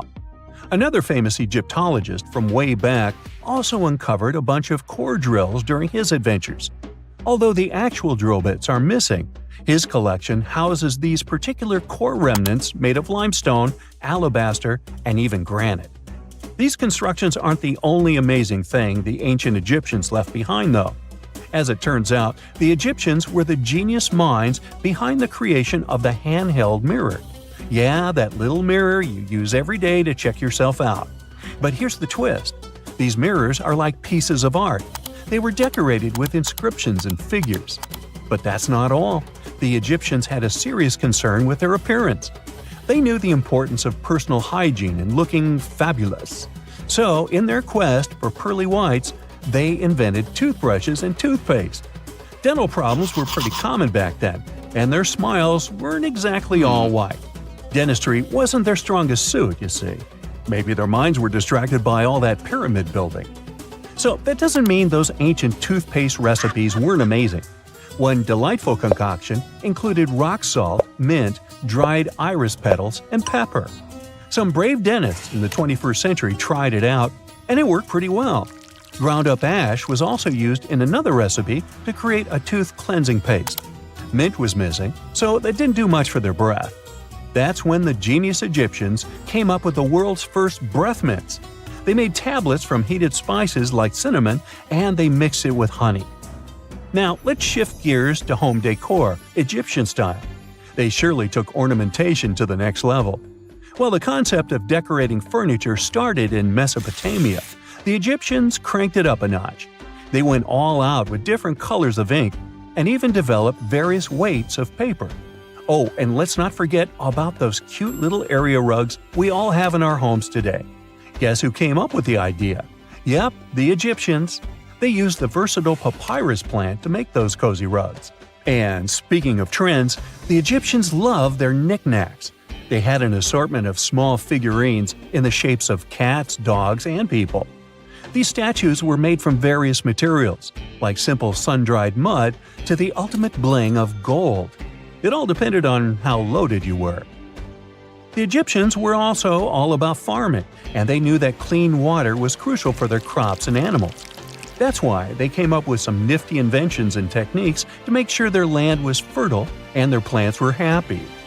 First off, they had the genius idea of using ox-drawn plows. They had two types of plows, heavy and light. The heavy plow would strut its stuff, cutting deep furrows in the soil, while the lighter plow followed behind, fluffing up the earth. But they didn't stop there. After plowing, the Egyptians would break up clumps of soil and sow the rows with seeds. To give those seeds a good old squish into the furrows, they'd march their livestock across the field, effectively closing up the furrows. But hey, all that hard work would be pointless if their seeds were as dry as the Sahara. That's where irrigation comes into play. The Egyptians were so good at it that other cultures, like the Greeks and Romans, couldn't help but copy their techniques. Now let's switch gears and talk about the marvelous architecture of ancient Egypt. These folks weren't just skilled farmers, they were also architectural maestros. They built these fancy canals to carry water to farms and villages, and boy, did they know how to make those canals look pretty. Just imagine strolling along a canal lined with ornate structures. The pharaoh Ramesses the Great was quite the overachiever when it came to construction. One of his mind-blowing creations was the construction located at Abu Simbel. This building was designed so that twice a year, the sun would shine directly into it and illuminate the statues of Ramesses. And let's not forget about the corbelled arch. Without this architectural gem, we'd be missing out on some mind-boggling structures like the Great Pyramid. The Egyptians knew how to make things stand tall and proud, thanks to their engineering and construction wizardry. They built grand halls and inner sanctums that make your jaw drop, and some of these temples doubled as astronomical observatories. If someone finally invents time travel and you hop on a trip to the past, you won't recognize many of the things you know and love today. The Statue of Liberty and the Egyptian pyramids, some basic gadgets like the remote control and your laptop, and even the corn you have for lunch have all changed beyond recognition. When the pyramids were originally built in ancient Egypt and Giza and other places, they didn't look sandy brown at all. All of them were covered with white limestone. If you had seen them under the hot African sun, you'd have to look away. That's how smooth and shiny they were. Builders used around 6 million tons of this material for the Great Pyramid of Giza alone. It's the largest one you can still see on your trip to Egypt. The local rules were quite a thrifty crowd, and they reused some of the casing stones for other construction projects. A massive earthquake in the 14th century has also loosened some of the stones, so you won't see a lot of limestone, but some of it is still there, on top of the Pyramid of Khafre in Giza. It looks like it has a second peak on top of the first. In ancient times, all pyramids used to have capstones called pyramidions, covered in a mix of gold and silver. Most of them have been lost over the centuries, but you can still see a few of them at museums. They show images of Egyptian deities. The pyramids were probably modeled after a sacred pointed stone, the benben. It represented the rays of the sun. Now, lifting heavy rocks wasn't so simple without the tech we have today.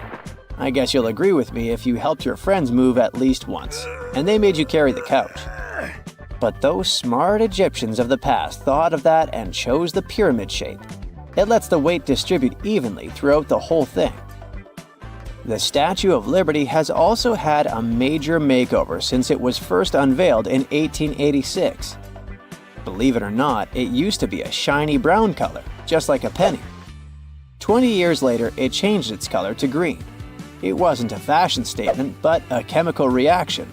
The statue is covered with hundreds of thin copper sheets.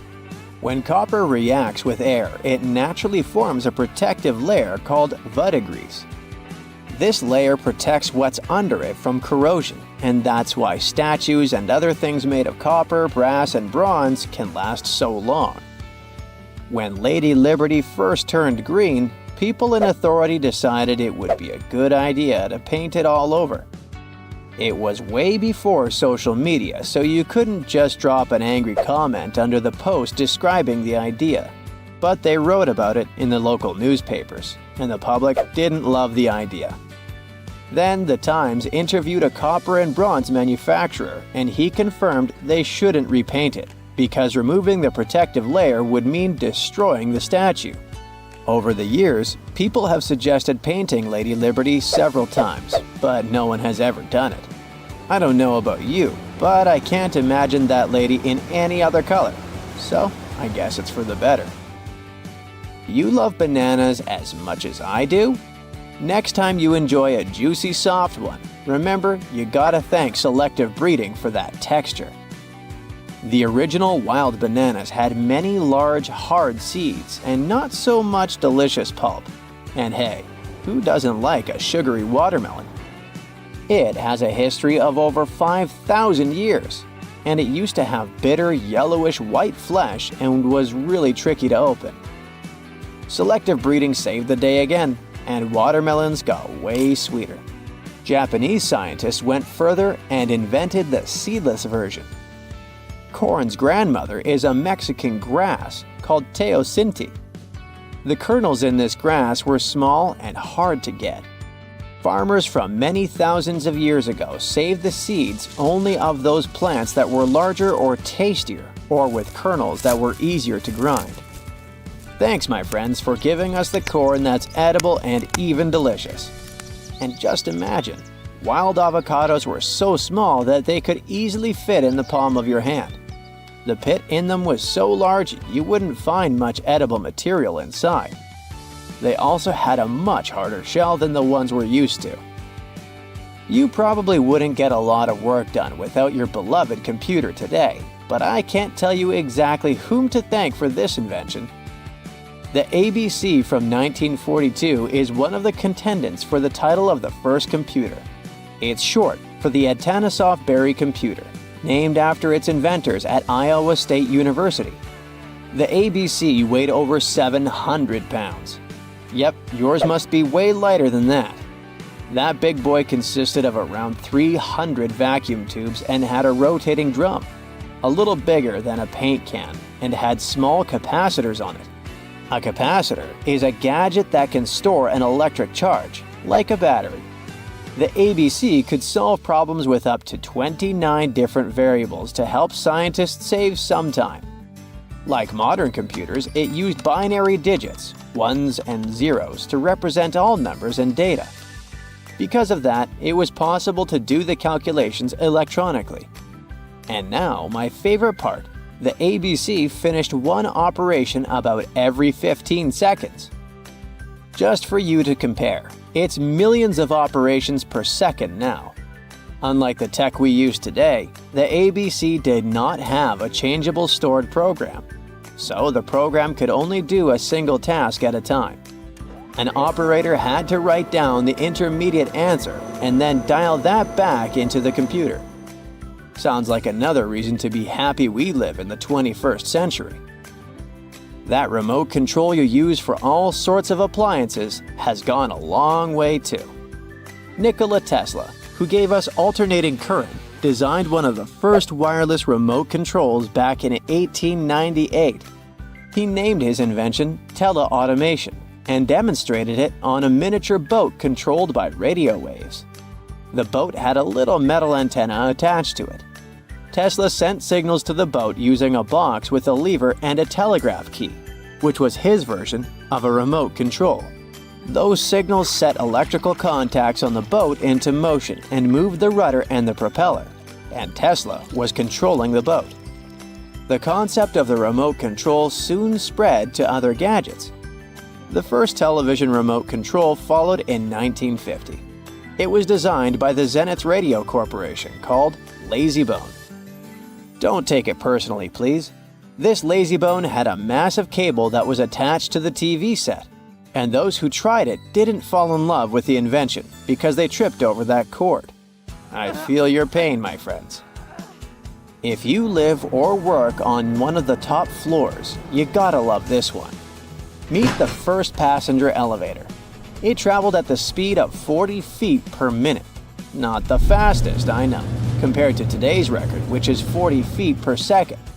But hey, it was built back in 1857 in New York and was more of a tourist attraction than a necessity. The elevator had a steam engine hidden in the basement of a 5-story building. 3 years later, they shut it down because the public didn't appreciate it. Otis Tufts filed the first patent for a vertical railway around the same time. His invention included an actual car with a bench inside for people to sit on. Sounds like a great spot to hang out with friends to me. What do you say? Then they started adding elevators to luxurious hotels around the world. They were entire rooms with a rich design, upholstered seats and mirrors on the walls, and sometimes even a small chandelier. There was an obligatory operator who'd close the door and the car would start its super slow ascent. It was still more about style than about speed, so I guess I'd choose the stairs. Most people know that pyramids were built as grand tombs for the pharaohs, designed to ensure they had a smooth journey to the afterlife. The Great Pyramid of Giza, for instance, was constructed for the pharaoh Khufu. But what most people don't know is that this whole pyramid building trend started right here with the step pyramid of Djoser about 4,700 years ago. This massive structure was built for Pharaoh Djoser, a ruler from Egypt's 3rd dynasty. It rises 7 layers high above the ground and stands about 200 feet tall. We think of it today as a phenomenal architectural project, but for ancient Egyptians, the step pyramid of Djoser turned out to be more like a massive experiment, a trial run, if you will, to perfect their building skills before they moved on to even more ambitious pyramids. Reaching new heights is super exciting, but the real mystery is what is going on below the ground. In this pyramid's underground labyrinth, there is a network of tunnels stretching about 3.5 miles long. And some researchers believe these tunnels might have been part of a sophisticated water system that could completely change what we think about pyramid construction. Let's talk about this massive complex located in Saqqara. Surrounding the pyramid, there's what's known as a dry moat, a continuous trench that is up to 164 feet wide and almost 2 miles long. It forms a sort of rectangular shape around the pyramid. This trench has an average depth of about 65 feet. Now, if you were to add up all the earth and rock they dug out to create this moat, it would be about 10 times the volume of the step pyramid itself. For the longest time, people just assumed this trench was nothing more than a huge quarry, a place where they dug up stone and clay to build the step pyramid. Makes sense, right? But when you take a closer look, it doesn't add up. The trench is too narrow and deep to be practical for mining, and its layout doesn't match anything we know about ancient Egyptian quarrying methods.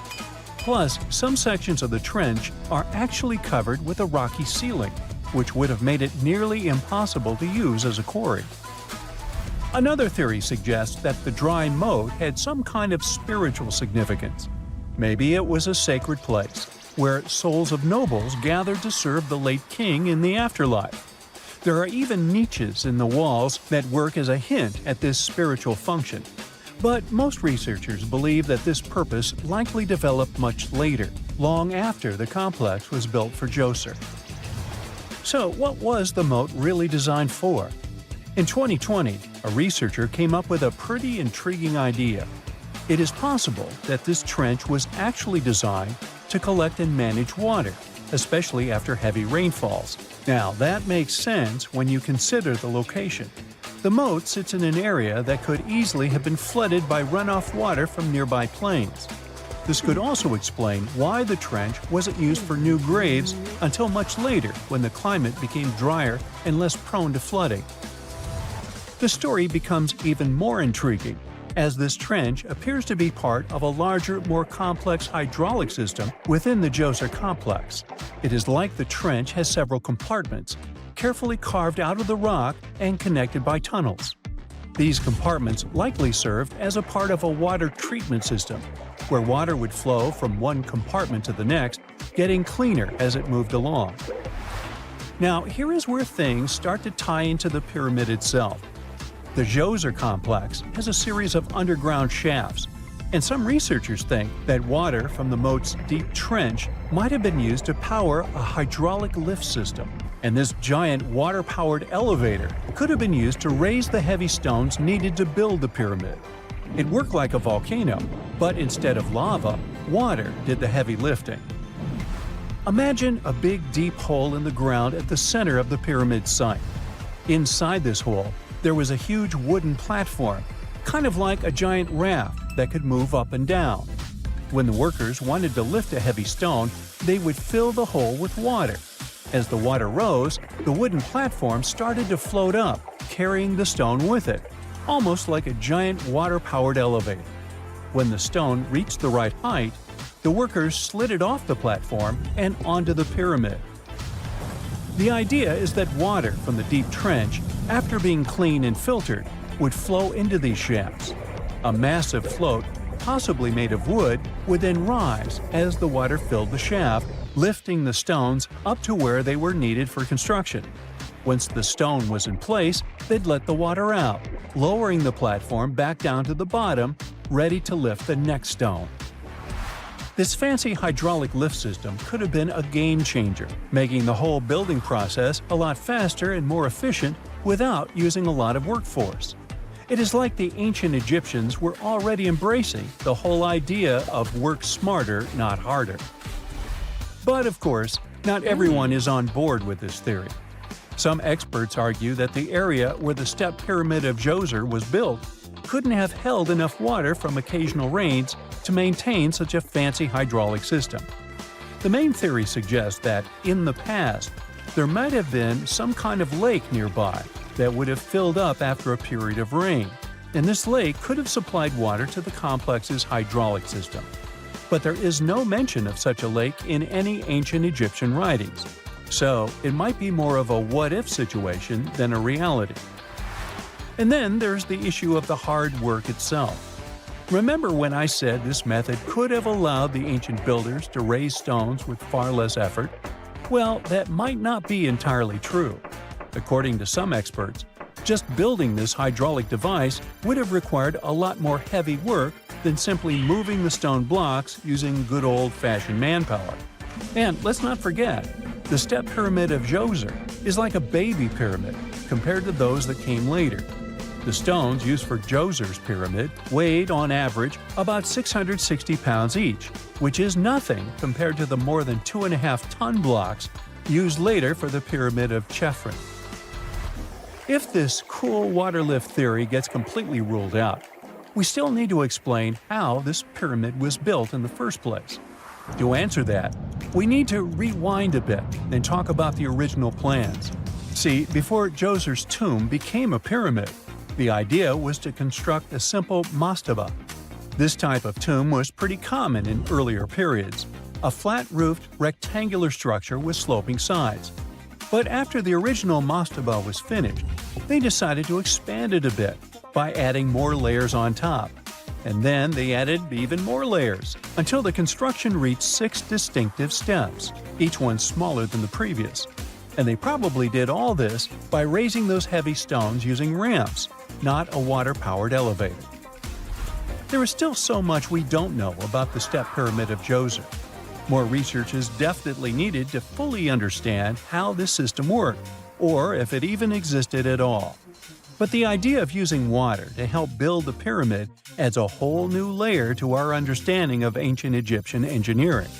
It's a powerful reminder of just how clever and resourceful those builders were, using the natural landscape and the power of water to create one of the most iconic monuments in history.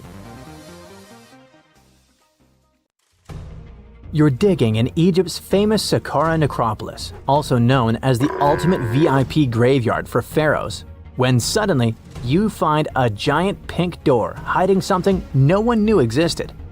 Behind this giant stone door, one that wasn't supposed to open, by the way, you find a lost tomb of Egyptian royalty. Alright, history lovers, it's time to buckle up because archaeologists just pulled off something straight out of an Indiana Jones movie. Let's travel all the way to Saqqara, one of Egypt's most mysterious and treasure-packed ancient sites. The star of the show? The prince you've probably never heard of, Prince Userref, son of King Userkaf.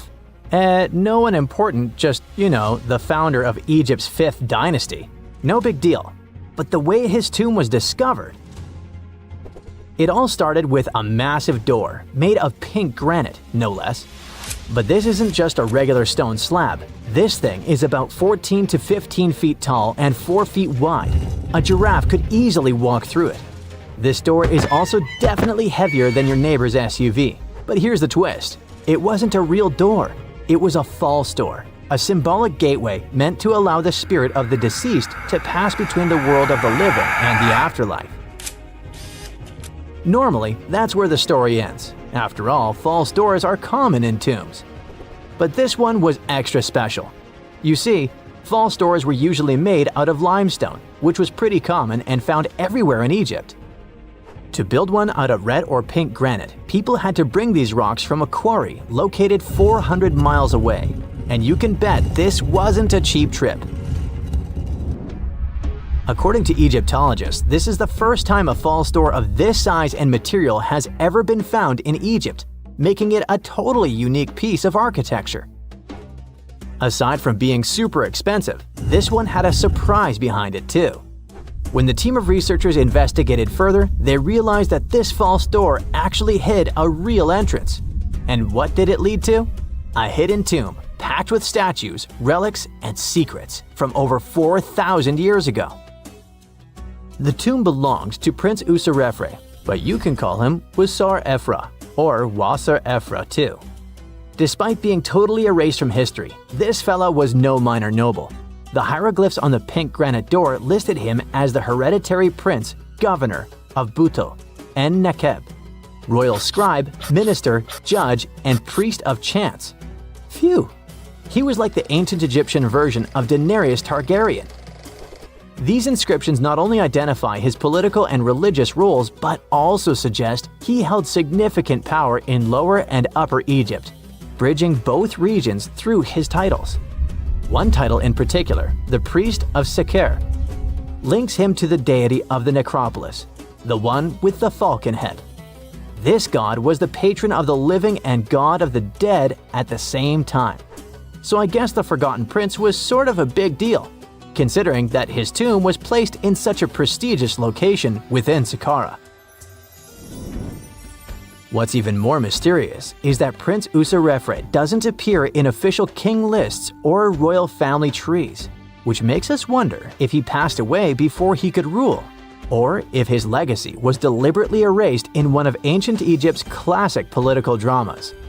Some scholars now believe his erasure might be connected with shifting religious or political power struggles during the early 5th dynasty, especially as his father Userkaf was reshaping Egypt's religious order. And speaking of his father, King Userkaf was a total game changer.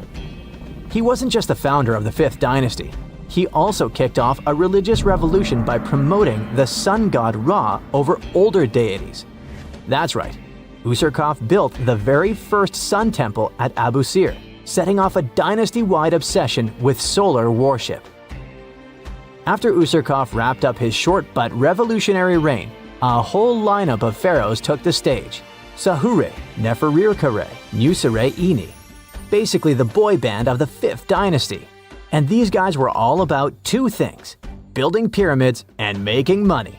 They weren't just stacking stones, they were expanding Egypt's influence, opening up trade routes to far-off lands and blinging out their temples like it was nobody's business.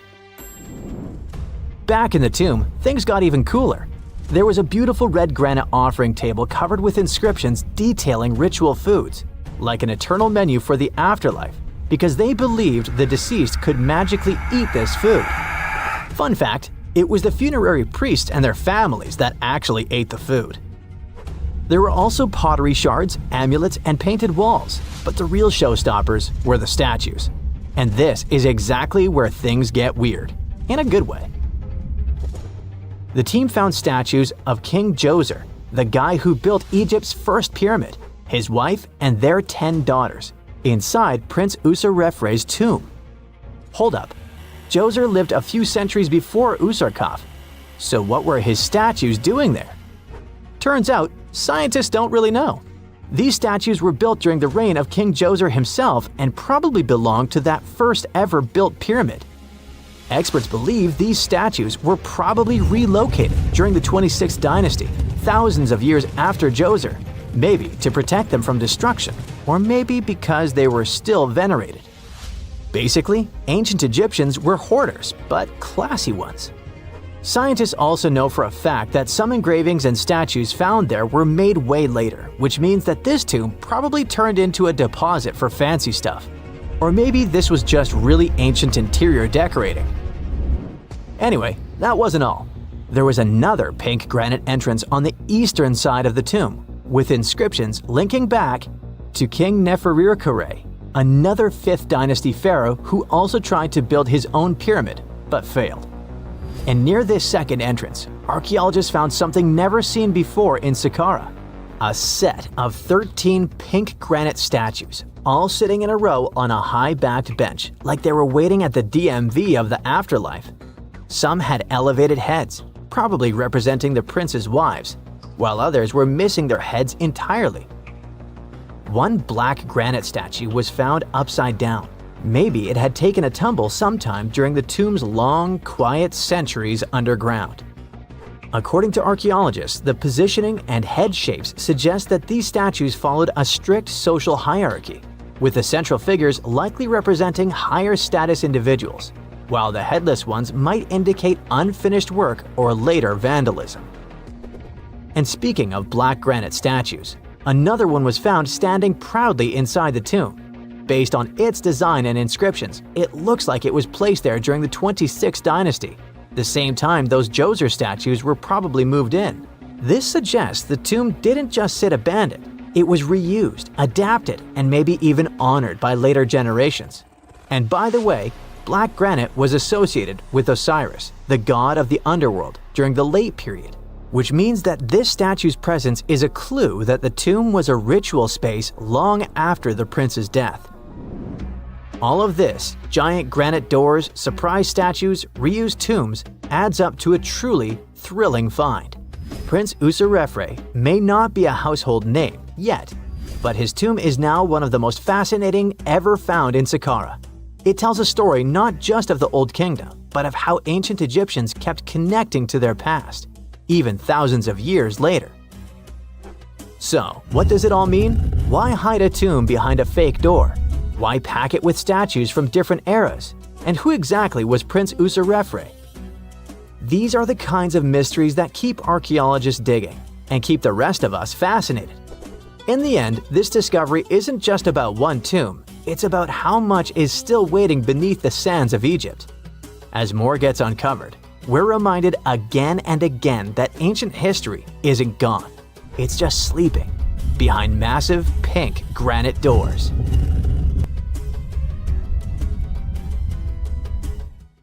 Wow! Scientists have found a lost city beneath Egypt's pyramids. And it's incredibly large, bigger than the biggest target you can imagine. Underground chambers, passageways, and vertical structures. Scientists have no idea what purposes they serve. But let's start from the very beginning.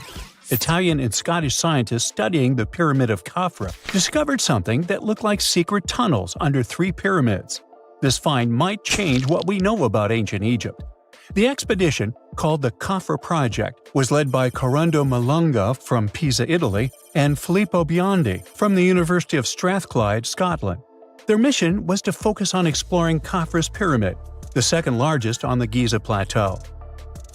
Scientists uncovered a massive structure beneath the Pyramid of Khafra. Could it be an ancient Egyptian underground city?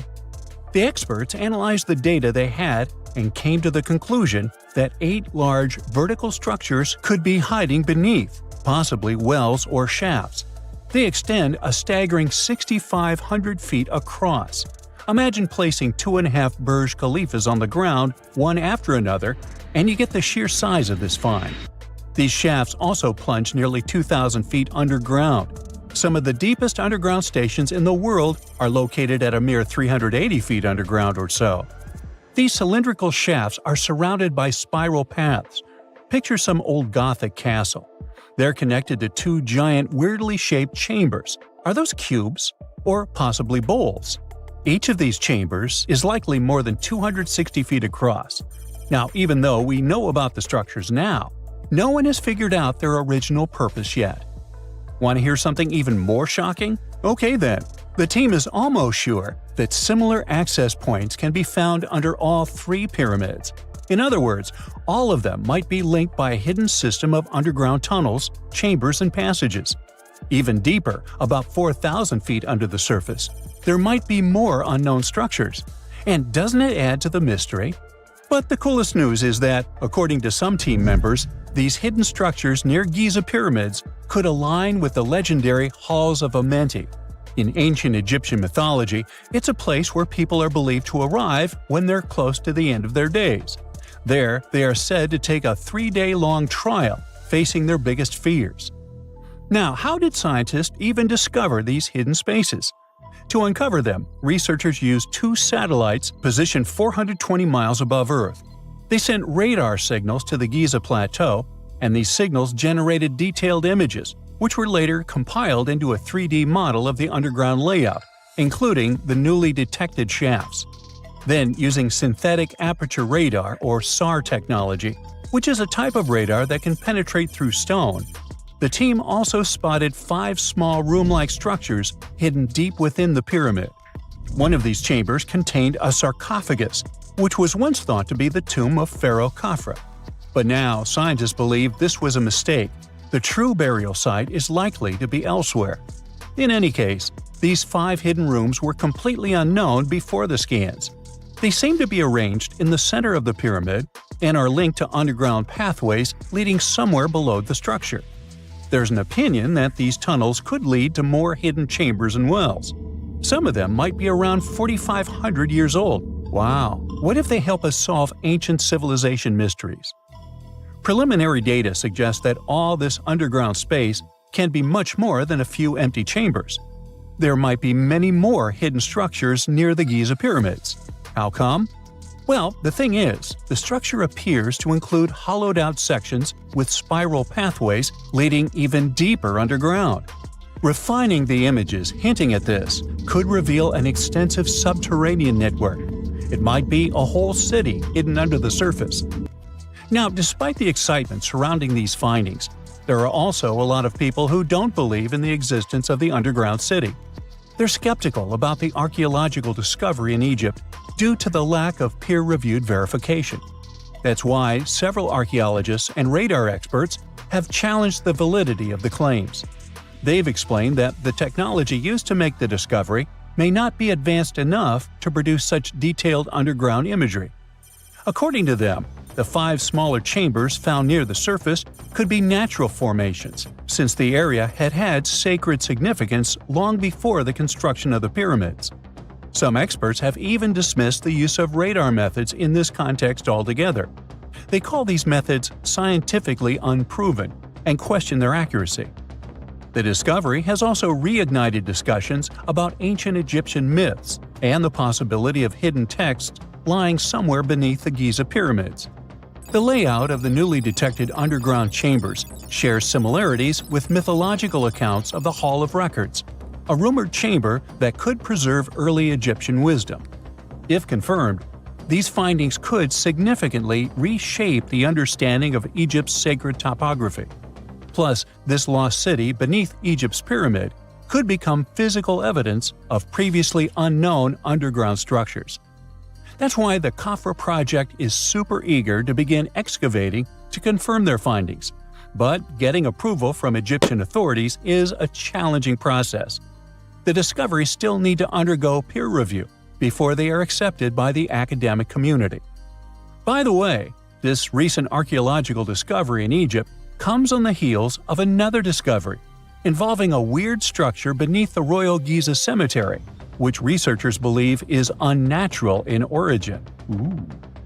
Archaeologists use remote sensing techniques and uncovered a mysterious L-shaped structure underground in the Western Cemetery of Giza. This area is known to house burials of royal family members and high-ranking officials. Many of the tombs in the cemetery have above-ground mastabas, rectangular stone or mud brick structures with flat roofs. But there is an area in the center of the cemetery where there are no above-ground structures. To investigate this unexplored region, the team used electrical resistive tomography and ground-penetrating radar. ERT works by sending electrical currents into the ground and measuring the resistance to detect remains. As for GPR, it sends radar into the ground and maps the structures based on the radar's return. The team found an anomaly about 6.5 feet beneath the surface. It appeared to be an L-shaped structure measuring at least 33 feet in length. The readings suggested that the structure had been backfilled with sand after its construction. This made the team hypothesize that it could be a mix of sand and gravel, or possibly an air void. This anomaly was classified as a highly resistive structure, which meant it didn't occur naturally. Motoyuki Sato, the study's lead author and professor at Tohoku University in Japan, claims that the structure is not a natural formation due to its sharp shape.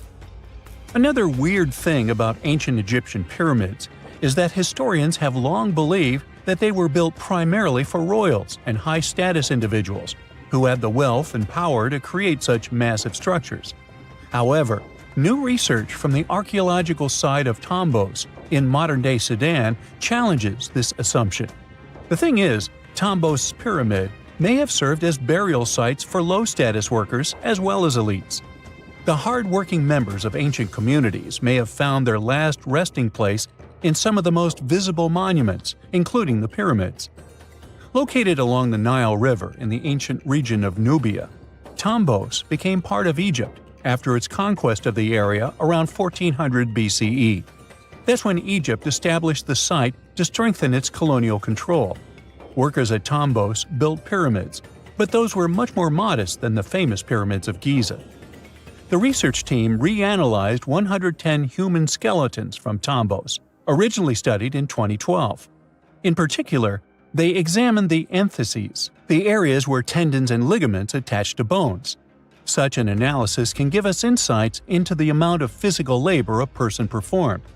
When someone does hard labor, their bones often develop distinct crests and ridges at these attachment points due to the stress on the tendons and ligaments. And while some skeletons showed little change in their entheses, suggesting they belonged to individuals from the upper classes, others showed more serious changes. It means they belong to lower-class workers. This finding can totally challenge our earlier understanding of pyramid burials, especially the idea that only elites were buried in the pyramids, because the pyramids themselves were designed for the elite. This recent research may prove that lower-class workers may have found their final resting place in these monumental structures too.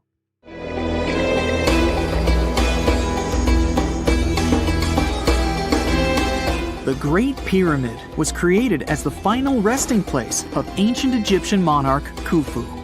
According to legend, French leader Napoleon entered the Great Pyramid and came back out looking shaken and super pale. He never revealed what he saw inside, but whatever it was is said to have affected him for the rest of his life. When Napoleon entered the pyramid, he would have walked through a super tight and ascending passageway. He'd then go through another passageway, known as the Great Chamber. This corridor would have been much taller than the previous one, and would have cobbles too. He'd then reach the King's Chamber, the centerpiece of the Great Pyramid, which was lined with huge blocks of granite. But it wouldn't have looked as grand as we might imagine. There are no hieroglyphics decorating its walls, as Egyptians only began decorating the burial chambers of pyramids much later on. The pharaoh's tombs deep inside the pyramid would have also been filled with treasures, from chunks of gold to the world's most expensive jewelry. But this would have all been looted a long time ago. The only thing that probably would have been left in there would have been a huge sarcophagus, which would have once contained the king's mummy. He'd also have to walk past the queen's chamber. This room most likely didn't hold any queens though, as pyramids were usually only built for one person. There are mysterious tunnels leading from here. To this day, no one is really sure what they're there for. And that's not the only mysterious and creepy thing Napoleon may have encountered, as stories of pharaohs leaving ancient curses on pyramids go way back. Many pyramids had warnings written on the outside, telling of horrifying things that would happen to those who entered and disturbed the peace. We might not know what exactly Napoleon found in the Great Pyramid that scared him so much, but we know for sure what was found in Tutankhamun's tomb. Tutankhamun was an ancient Egyptian pharaoh who was only 8 or 9 years old when he took to the throne. He became a cultural phenomenon when his tomb was discovered almost completely intact in 1922. His pyramid sits in the Valley of Kings in Thebes, modern Luxor, which is in Egypt. Unlike the Great Pyramid, Tutankhamun's tomb was covered in beautiful wall decorations. The walls told the story of how he would travel to the afterlife through the underworld. Egyptians believed all people would have to take this journey, so they would fill their tombs with objects and paintings to help them get there. There'd also be spells painted on the walls. They believed this would help people pass over to the next realm. The journey would be pretty long, and for that reason, the ancient Egyptians would also fill the pyramids with food. Tutankhamun's pyramid was filled with 8 fruit baskets. They even found something called gingerbread fruit in there. The rooms were jam-packed with furniture, statues, clothes, and staffs, amongst a whole bunch of other things. You'd likely find a lot of clothes and expensive jewelry in the pyramids as well. The ancient Egyptians wanted their ancestors to travel in style to the afterlife. They put Tutankhamun in his final resting place with over 50 pieces of clothing, all of the highest quality. There were tunics, scarves, gloves, and headdresses, and a ton of jewelry. Bracelets, pendants, necklaces, rings, and scarabs for protection were all found inside. Each of them was made of gold or precious stones. There were also fans made of ostrich feathers to keep the old pharaoh cool in the hot Egyptian sun. But the temperature inside the pyramids never actually went above 68 degrees Fahrenheit. The ancient Egyptians developed a super cool air conditioning system that we don't fully understand even today. Tutankhamun's pyramid also contained 130 walking sticks made from ebony, ivory, silver, and gold to help him on his journey. There were 3 chariots hidden away in case he got tired of all the walking. They also put 11 boat paddles inside, but there was no sign of any boat. The pyramids would be littered with the pharaoh's favorite scents and perfumes. During the excavation of Tutankhamun's pyramid, it quickly became clear that it had been robbed during ancient times. There was damage to doors and traces of oils left in empty jars. It looks like someone raided the pyramid for gold and the scents, perfumes, and oils that had been left for King Tut. There was still a bit of perfume, which was made from coconut oil and frankincense, left in one bottle. It seems like Pharaoh Tutankhamun loved board games. There was an ivory traveling set of Senet in his pyramid. Although we don't know for sure exactly how to play it, we have figured out it was sort of an ancient Egyptian version of backgammon. It looks like it was a 2-player game where the goal was to knock your opponent off the board. Not really sure who Tutankhamun's mummy was supposed to play with, though. The ancient Egyptians had some rituals that may seem pretty strange to us. For example, they used to shave their eyebrows off if they ever lost a cat. So it's not too surprising they put some really weird things inside pyramids. Archaeologists discovered a collection of mummified cats and scarab beetles in pyramids that date back more than 4,000 years. They were found in the pyramids of Saqqara, which is south of Cairo. They also found a bunch of makeup kits and mirrors inside. Makeup was worn proudly by both men and women in ancient Egyptian times. Eyeliner was the most popular cosmetic. The Rosetta Stone was one of the best discoveries ever made in pyramids.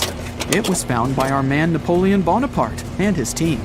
It's a black granite rock that dates back to 196 BCE. It's transcribed in Greek, Demotic, and hieroglyphic. When it was translated in 1822, we got the key to understanding ancient Egyptian hieroglyphics for the very first time. The discovery of Queen Hatshepsut's mummy in 1903 changed our understanding of the Egyptians forever. After she had passed away, her successor, Thutmose III, removed most of the evidence of her reign, so we basically knew nothing about Egypt's first great female leader. She's now gone on to become one of the few and most famous female pharaohs of Egypt. Pharaoh Khufu even had a fully fledged boat in his pyramid. Archaeologists uncovered more than 1,200 pieces of a giant boat near the Great Pyramid at Giza. They reassembled the boat, and it's a whopping 144 feet long. It's most likely a solar boat, which was designed to carry the resurrected king with the deity Ra. Fun fact, the Pyramid of Giza is the last remaining of the 7 wonders of the ancient world. The other 6 are the Hanging Gardens, the Colossus, the Temple of Artemis, the Mausoleum, the Lighthouse, and the Statue of Zeus. This pyramid was also the world's tallest man-made structure for 3,800 years, and it's the biggest pyramid in Egypt. It took a staggering 2.3 million blocks of limestone, and some weighed as much as 80 tons. It took an incredible 100,000 laborers and a whopping 23 years to build. Its original height was a mega 480 feet. In 2017, archaeologists discovered something weird about Egypt's Great Pyramid. There's a hidden void that's at least 100 feet long, and no one really knows why it's there or what's actually inside it.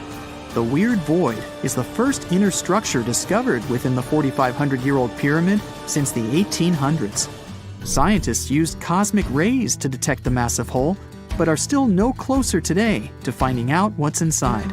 The ancient Egyptians took a lot of care building the pyramids, and everything was strategically placed and structurally sound, so it's super unlikely that this hole is due to blocks falling over time.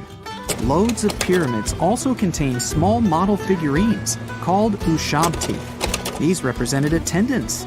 They believed they would come to life to serve the pharaohs in the afterlife.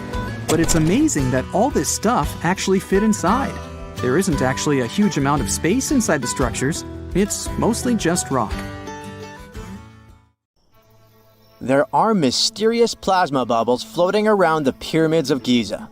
As bizarre as that might sound, let's get one thing clear right off the bat. There's nothing extraterrestrial going on here. Plasma bubbles are those weather anomalies that form in a layer of Earth's atmosphere called the ionosphere.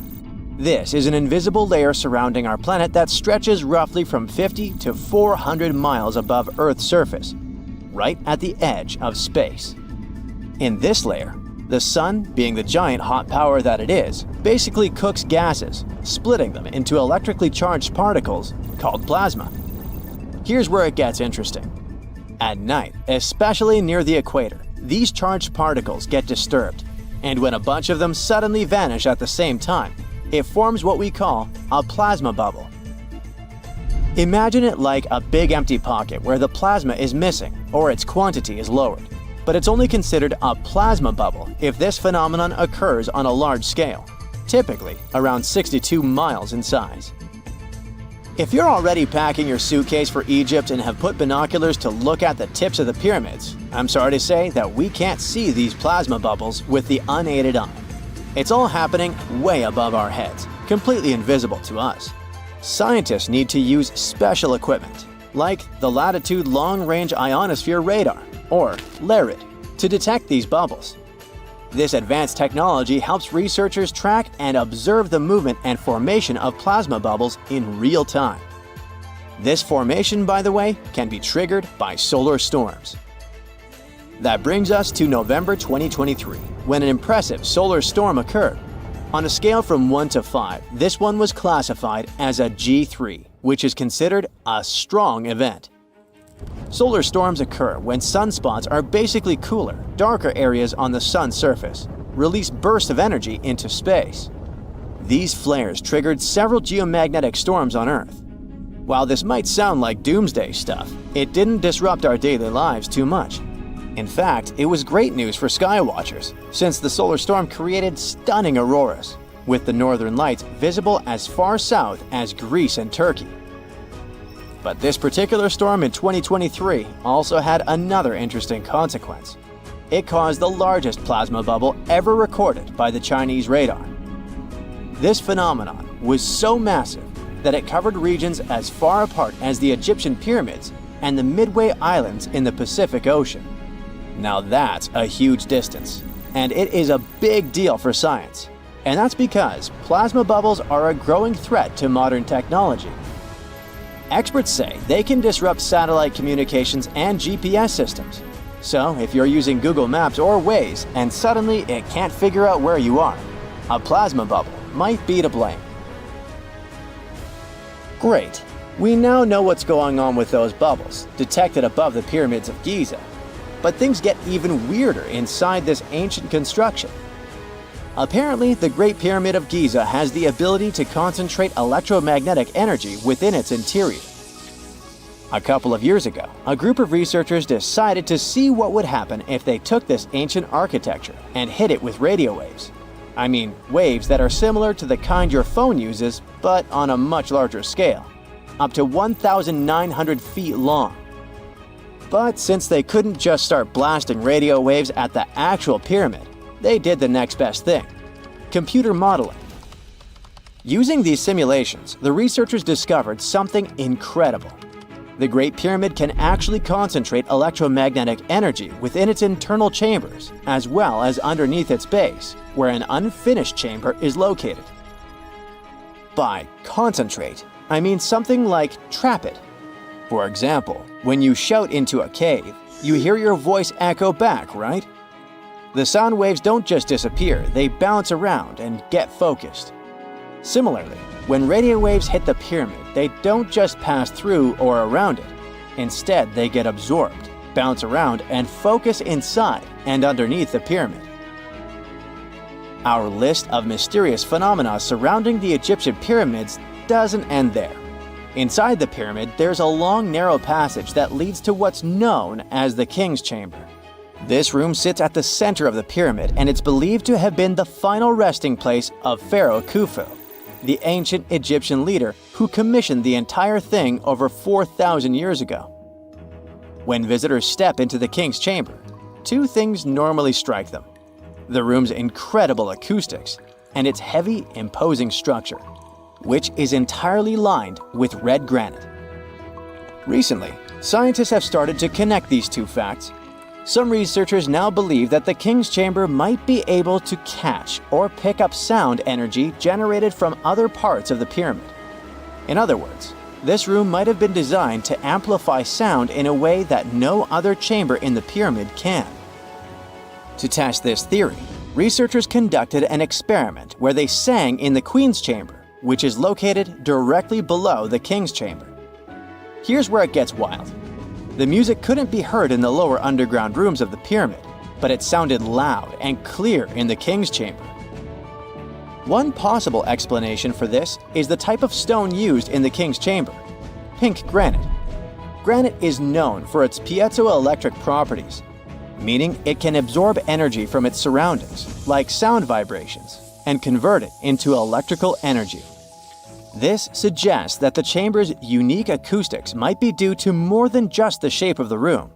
It could be that the granite itself plays a role in amplifying and concentrating sound waves. According to scientists, these discoveries open up a whole new field of research into the pyramid's potential. Could the ancient pyramids have somehow harnessed the energy created by sound waves, or even Earth's natural vibrations? It might sound far-fetched, but considering the granite's piezoelectric properties are well documented in modern science, it's not entirely impossible. Who knows? Maybe we've only just scratched the surface of what the pyramids were truly capable of. Speaking of just scratching the surface, there's even more to think about, like how the pyramids ended up in such a perfect location.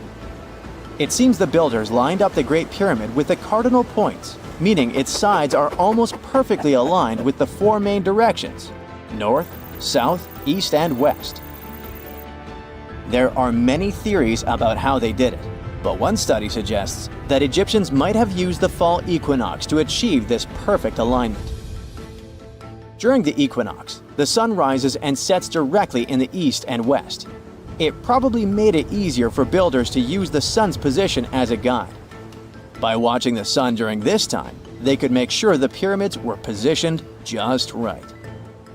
If we think about all these strange things about the pyramids, I mean their perfect alignment, the ability to concentrate radio waves, and the materials used in the chambers that might generate electrical energy, could the real purpose of the pyramids actually be much more complex than just being tombs? Well, Nikola Tesla thought so. It is said that the famous inventor and engineer was kind of obsessed with the Egyptian pyramids, and he wondered if they might actually be giant energy transmitters. He believed the shape and position of the pyramids could help them function as huge generators, capable of producing free, limitless energy. Some researchers agree with Tesla and believe that these massive monuments might have been designed as giant power plants. According to their theory, builders could have figured out how to move ions, those electrically charged particles in the atmosphere, by placing materials like copper, gold, and silver around the pyramids. So, it's definitely possible that the ancient Egyptians created a sustainable, renewable power source. Although this is a very interesting thought, we haven't been able to confirm this theory, and the true purpose of the pyramids remain one of humanity's biggest mysteries. A small team of Japanese scientists has just uncovered tons of new Nazca glyphs. In case you don't know, Nazca lines are massive geoglyphs of people, animals, and plants etched into the vast, arid plain in southern Peru. Most of them were created by the ancient Nazca civilization over 2,000 years ago. Originally, scientists found hundreds of different designs. They range from simple lines and geometric shapes, some of them being so straight they look like they were drawn with rulers, to large drawings of different creatures. The most famous designs are of a monkey, a spider, and a friendly-looking human figure known as the astronaut. Some drawings are as long as 600 feet. That's why they can only be fully appreciated from the sky, like murals on the ground. There's even a small airport near the town of Nazca that's mainly used to let the tourists fly over the glyphs to look at them fully. Unfortunately, you can't see them from a regular commercial flight. That's way too high. But this nearby airport offers smaller planes. It's wild how the ancient people managed to draw these glyphs so well in the first place. They didn't have drones or planes. not even some great tools. It was thousands of years ago. Well, they used very simple yet ingenious methods. First, they would remove the top layer of dark weathered rocks and expose the lighter dirt beneath. The light clay stands out against the darker ground. By clearing about 12 to 15 inches of stones, they could create clear, contrasting lines. The desert is very dry, and the clay has stuff in it that helps keep the lines from being blown away by winds or washed away with rains. That's why they've stayed there for thousands of years, even with the wind and weather. To make sure that the glyphs would be nice and precise, they probably used basic surveying tools, like ropes and wooden stakes, to help guide their designs. They would place the stakes in the ground to mark points along the lines, using ropes stretched between them to maintain straight lines or create perfect curves. This technique is similar to how modern architects might use grid systems, and it's kind of like what people did to create the famous extraterrestrial crop circles in the cornfields. So they likely first sketched smaller figures on the ground, and then used them as blueprints to scale up their drawings to the gigantic sizes we see today. And recently, 300 more of these mysterious glyphs were discovered in only 6 months. Normally, scientists had to sift through satellite images, walking or flying over vast stretches to study the glyphs. It was crazy hard, but now we have AI. The drones flew high over the desert, took lots of pictures from all angles, and fed them to the deep learning model. The AI system can scan tons of data in seconds, spotting the patterns that people can miss. And the symbols the AI uncovered are more special than what we knew before. These glyphs aren't huge. It's what they now call the relief-type glyphs. They're smaller and harder to spot, despite being literally in plain sight. Also, the large glyphs usually depict animals, but these relief-type ones mostly show humans and pets. For example, one of them is a 16-foot-long humanoid that clutches a club in its right hand. There was also a fish, mouth wide open as if gasping for air. This one stretches about 60 feet across the desert floor. And perhaps most striking of all, a bird with 2 long dramatic legs, each leg extending 255 feet. The birds are very special because they've been misidentified for a long time. Now, scientists use the ornithological analysis to reclassify these creatures, and, as it turns out, the drawings depict birds from far-flung regions. There was this one glyph that looked like a simple hummingbird at first, but now, upon closer inspection, comparing beak shapes, wing patterns, and tails, it looks like this wasn't a typical hummingbird at all. It was a hermit, a subgroup of hummingbirds native to the forest regions far from the desert. They have long, slender beaks and distinct tail feathers. Another surprise was a drawing once labeled as literally just a bird. Now it turns out that it was a pelican, a coastal species commonly found along the shores of Peru, not in the desert. The pelican, with its wide wings and sharp beak, usually serves as a symbol of the sea and food. Perhaps this animal was sacred to the Nazca people. Now the question is, how did the Nazca people know these birds? What did a creature from the lush, humid jungles of northern Peru, or from the shores, do in the harsh desert sands of the south? And why did they decide to etch it in the ground? Looks like there's a much more complex story behind the Nazca lines as we thought before. One question boggled the minds of archaeologists for decades. What do these glyphs even mean? Well, the Japanese scientists have an idea. To read these symbols back in the day, you'd have to literally follow ancient trails, spotting some faded shapes underfoot. It's as if the Nazca people designed these glyphs to be discovered on foot, to be experienced as part of a journey. This, together with the fact that they can only be seen from the sky, hints that the Nazca lines might have been something like a sacred pilgrimage. Perhaps the idea was only deities above can see the full picture, while humans have to walk the path to understand the meaning.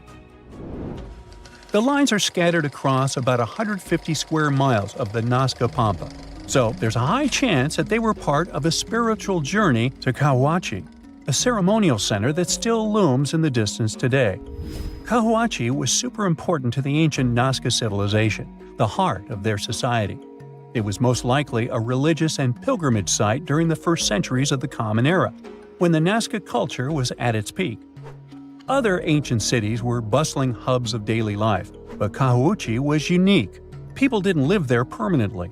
Instead, they traveled there from all other places for important events, seeking connection, understanding, and spirituality. Cahuuchi consists of large adobe mounds and plazas. Locals gathered there for ritual and offerings. The largest building, the Great Temple, was an incredible stepped pyramid. It looked like this place was especially sacred to the Nazca people, since it was full of stuff like textiles, pottery, trophy heads, all the things that are often associated with rituals and sacrifices. Since Cahuuchi isn't that far away from the Nazca lines, the two are most likely connected. They could be pilgrimage paths or ritualistic symbols, but there's still so much we don't know. Even if those are trails or symbols, what exact messages were the Nazca people trying to convey through them? These drawings could be telling amazing stories, marking some important locations, or even be a spiritual map to guide those who came after them. It's also possible that symbols' meaning depends upon their arrangement and patterns. Right now, over 700 glyphs have been revealed, but this is just the beginning. This just shows the potential of AI to revolutionize archaeology. For example, there's an entire ongoing competition called the Vesuvius Challenge. The idea is to help decipher ancient Roman scrolls from the city of Herculaneum. They were carbonized during the catastrophic eruption of Mount Vesuvius in 79 AD. These scrolls are too fragile to actually touch them. Because of that, they've been a challenge for centuries. But the novel AI approach uses virtual unwrapping. They scan the scroll's interior without damaging them and detect ink made from carbon that had long faded to the naked eye.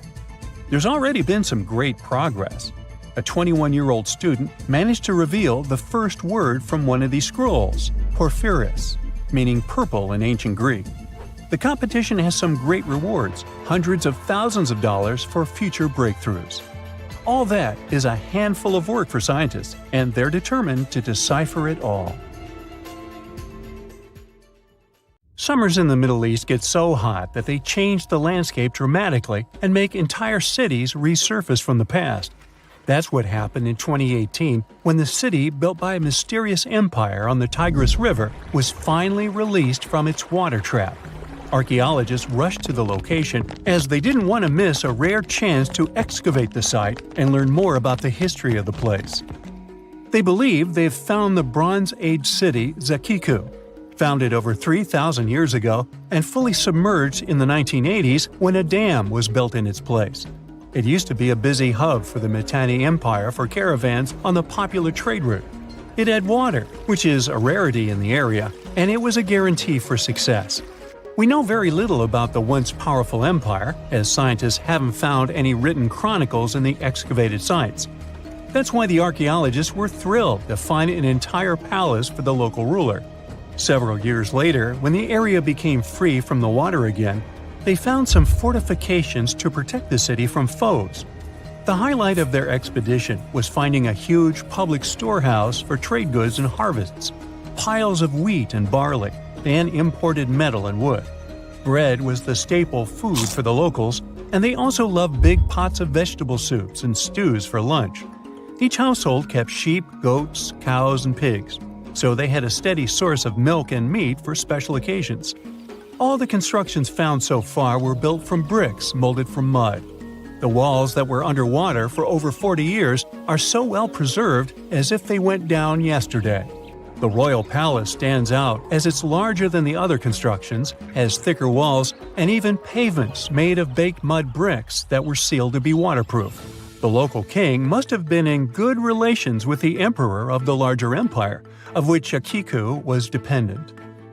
Traders who lived in the city collected wooden beams and took them to storehouses. The beams arrived down the Tigris River from the forests in the mountains in the north and east of Mesopotamia. Merchants came here to sell their goods and then crossed the Tigris on their way to the borderlands. Zaikiku was thriving as a center of commerce for about 6 centuries until it was hit by a massive earthquake in 1350. Archaeologists found 5 ceramic vessels holding over 100 clay tablets made close after the earthquake. It's almost a miracle that small tablets of unfired clay managed to survive underwater for decades. People who created those must have carved notes on clay while it was still wet. They wrote about anything, from newly stored harvests to notes for other kingdoms. Then they would let the message dry in the sun. Scribes even had to learn a different language so that everyone outside the city could read it. Scientists believe the tablets they found used to be part of a private archive. They hoped to decipher the notes to learn more about the history of Zaikiku and the whole empire after the terrible earthquake. The damage to the buildings was so enormous that it was impossible to restore Zaikiku to its former glory, and if there had been any survivors, they must have left the city. Several decades later, the Assyrians, who also lived in Mesopotamia, settled here. They built their houses on the ruins of the abandoned city and used whatever structures they could find from the previous residents as outer walls. But they stayed here only for 50 years, then decided to build a new capital on more fertile soil to make some good cash from agriculture. Archaeologists working in Zaikiku had to halt excavations when the water levels went back up and covered the city. They sealed the ruins in tight-fitting plastic sheets and put stones and gravel on top. They hope it will help protect the priceless site from water erosion and prevent it from disappearing again. They realize how important water from the dam is for the region, but if it recedes again, they say they'll definitely continue the excavations. There was a bustling community in today's Taklamakan Desert in China around 1,600 years ago. It lived along the Nile River, which ran through the desert for miles and got its water from the melting snow in the mountains. After 3 years of work in the area, archaeologists and scientists managed to dig up 8 tombs in the desert. Thanks to the desert heat, the clothes and artifacts inside them were almost as good as new. The people who wore those must have lived in the ancient city of Naya. Naya used to be part of a prosperous kingdom at the heart of the Silk Road trading route and had a population of over 3,000 people. Then, desert sands went rogue and swallowed the city whole. Archaeologists only found the ruins of Nija in the early 20th century. Scientists from different countries have tried to solve its mysteries. It looks like the tombs discovered at the end of the 20th century belonged to the wealthy. There were some expensive items inside: a quiver and bow, metal arrowheads, gold earrings, and a glass bead necklace, a lacquer box with a comb, makeup, and a sewing kit in one of the tombs. There was also some silk of top quality, and even the bright colors like green and yellow haven't faded on it. The fabric also had Chinese characters with quotes from historical books, which helped scientists identify the period in which it was made. Archaeologists later found a large dwelling site and the clearing of 3 ruined buildings. It will probably take many more years to understand why the city had fallen and what happened to its people. Saudi and French archaeologists teamed up near Riyadh, the Saudi Arabian capital, and stumbled upon an ancient settlement dating back 8,000 years. The scientists used all sorts of cool tech, like laser scanning, drones, and aerial photography, to unearth this Neolithic-era gem. They found the settlement in a local archaeological hotspot. Among the treasures they uncovered were a stone temple, remnants of an altar, and over 2,000 graves. All these finds tell us about ancient practices and rituals. The team also found the foundations of 4 massive buildings, corner towers, and open-air courtyards, all with underground reservoirs to store water for agricultural use. There was also a smart irrigation system with canals and cisterns, which let the city thrive in one of the driest deserts in the world. Rock drawings etched into the nearby mountain depicted the daily life of the locals. The excavations have been going on in the area for over 40 years, and scientists still keep finding new artifacts to answer more of their questions. Fishers have stumbled upon ancient bones, tools, and artifacts that are 9,000 years old on the North Sea floor. British and Dutch archaeologists and paleontologists rushed to see the finds as they were hoping it could be evidence of the submerged Doggerland. And they weren't disappointed. There were even perfect sets of footprints left by Mesolithic people who lived here. 12,000 years ago, during the last major ice age, the British Isles weren't islands at all. There was a landmass made of many hills, marshlands, and dense forests that connected them to the European continent. That landmass was Doggerland. where a prehistoric hunter-gatherer society lived and thrived. But then, the sea level started going up at the speed of 3 to 6 feet a century as glaciers were slowly but surely melting. The locals had to move to areas that today belong to England and the Netherlands. Experts decided to learn more about the history of Doggerland, using data from oil companies working in the North Sea. So far, they've created digital models of what the area of 18,000 square miles might have looked like before it vanished beneath the waves. They still need to analyze samples of ancient insects and plants and the DNA of animals to get a full picture. There's a river in North America that shouldn't exist. Well, at least according to scientists. Most normal rivers in the world join downstream, flow downhill, and finally deliver their waters to an ocean or a lake. But the Unopened River in Canada doesn't like to follow the rules and flows in both directions. Its name even means water that flows both ways, in the local dialect, Cree. The Unopened is just around 37 miles long, but it used to be an important part of the fur traders' route from Hudson Bay to Lake Winnipeg. It runs between the Hayes River and the Nelson River. Its waters are rather shallow and dark as it flows through peat bogs. Things get interesting when you reach the beaver ponds. People who ventured there say the Unopened flows toward both the Hayes and the Nelson rivers, starting from the central beaver pond. It's hard to tell where exactly the water divides as the river goes through a nearly flat, swampy country, and its current is barely noticeable. The next river on our list is the Saqqara in South America, and it's like a hydrologic equivalent of a wormhole between two galaxies.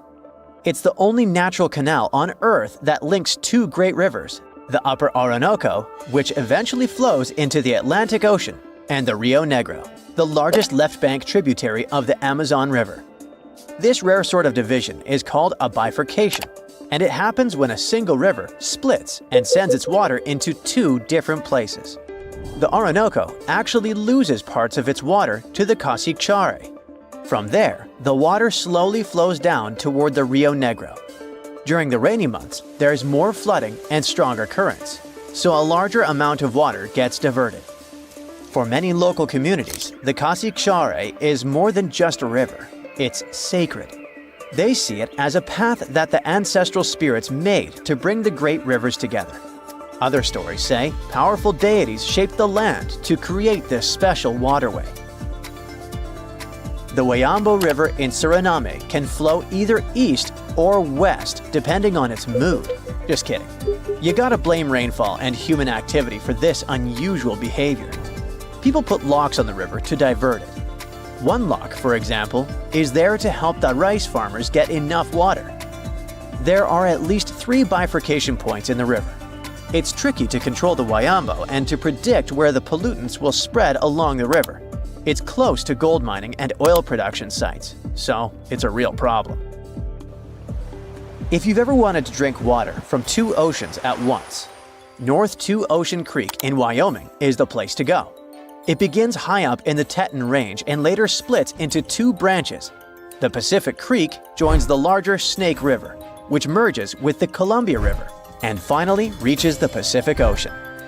The Atlantic Creek heads east and flows into the Yellowstone, Missouri, and Mississippi rivers, and eventually empties into the Gulf of Mexico. If you connect the 2 creeks' watersheds on a map, you'll get a single blue line between Oregon and Louisiana. Explorers who were looking for the Northwest Passage between the 2 oceans never knew they could have used the creek. They would just need really tiny boats. Some scientists believe that cutthroat trout knew about this route long before people. They managed to migrate from the Snake River to Yellowstone River, most likely using this creek. The next star on our list could take over the mighty Mississippi. About 12,000 years ago, the Mississippi started drifting toward the basin of the Red River. The Mississippi stuck to its original path, and the water from the old Red River route became what we now call the Atchafalaya River. It used to be jammed up with logs for about 30 miles and wasn't fit for navigation. By the middle of the 19th century, European settlers cleared the logjam. But the flow of water changed so much that it could mess with the lower Mississippi River. So, people built special structures at the bifurcation to control the way water flowed between the rivers. At times, up to half the water from the Mississippi can get pulled down the Atchafalaya. You can see this massive amount of water even in satellite photos. Digital elevation maps and computer models also show exactly how the rivers split. If those control systems weren't there, the Atchafalaya would probably take over and steal most of the Mississippi's water. New Orleans could lose its main source of fresh water, and shipping along the Mississippi would take a big hit. The Arroyo Partido, meaning parted stream in Spanish, in southern Argentina, also carries its waters to two oceans at once. It starts high up in the Andes Mountains and cuts through a steep forest covered in trees. When it comes out of the canyon, it enters a wider area where a big, rocky outcrop sits right in the middle of the stream and splits it in two. One side of the stream, the left, turns south and eventually reaches the Atlantic Ocean. The other side turns north and flows into the Pacific Ocean. It's pretty unique because the bifurcation doesn't happen in a flat lowland, but in a mountain saddle. It's kind of like a dip between two mountain peaks. You won't find much about Arroyo Partido on most maps though. That's partly because the area wasn't well mapped until the late 1800s, and partly because the stream is small and surrounded by lots of bigger rivers and lakes that usually get all the attention. Also, there are no public water flow models available for this stream yet. Still, people have confirmed the split using aerial images and photos taken by hikers and travelers. A digital elevation model also shows that if you poured water right in the area where it's supposed to split, it would naturally flow both ways. Divide Creek is located on the border between British Columbia and Alberta in Canada. This stream flows down a mountain and reaches a saddle-shaped area called Kicking Horse Pass, where it splits in two. It happens because of Summit Lake, which sits just west of the Continental Divide. A long time ago, Summit Lake was much bigger and probably stretched across the entire pass, possibly causing the stream to split back then too. But over time, the lake got smaller and now only exists on the west side. It left behind a swampy wetland right at the highest point of the pass. Like Arroyo Partido, Divide Creek didn't show up on many old maps. It's small and the area is covered with thick forest, so even aerial photos don't clearly show the stream splitting. The best proof we have today comes from Yoho National Park, where a marker explains the bifurcation. It's placed along a hiking trail, and if you're up for an adventure, you can take a short side path that leads right to the spot where Divide Creek divides. Now, how about a lake for a change? Wollaston Lake is tucked away in the far northwest corner of Saskatchewan, Canada. The coolest part about it is that it also bifurcates. Near its northern end, about 90% flows into the Cochrane River and heads northeast, and around 10% flows into the Fond du Lac River and goes northwest. Where the water ends up, either toward the Arctic Ocean or the Hudson Bay, depends on which side of a long peninsula it's on. Maps and models show that there might still be some water flowing between the two sides of the peninsula, so technically it's not a perfect bifurcation, but it's still one of the most fascinating natural features around. The peninsula itself is slowly eroding, and eventually, it might disappear. But geologists say that because of the Y-shaped layout of the lake, the water will keep splitting into both river systems no matter what.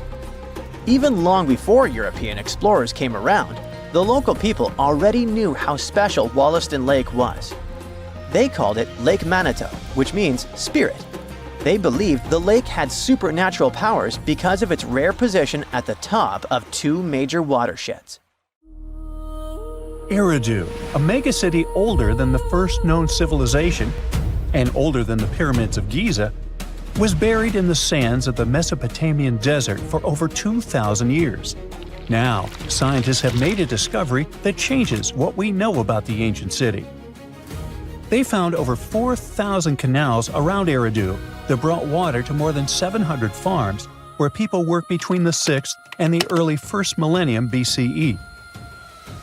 Now, Iridu was founded around 5400 BCE and was the city of the first kings and history's first city according to the Sumerian king list, an ancient text on a clay tablet.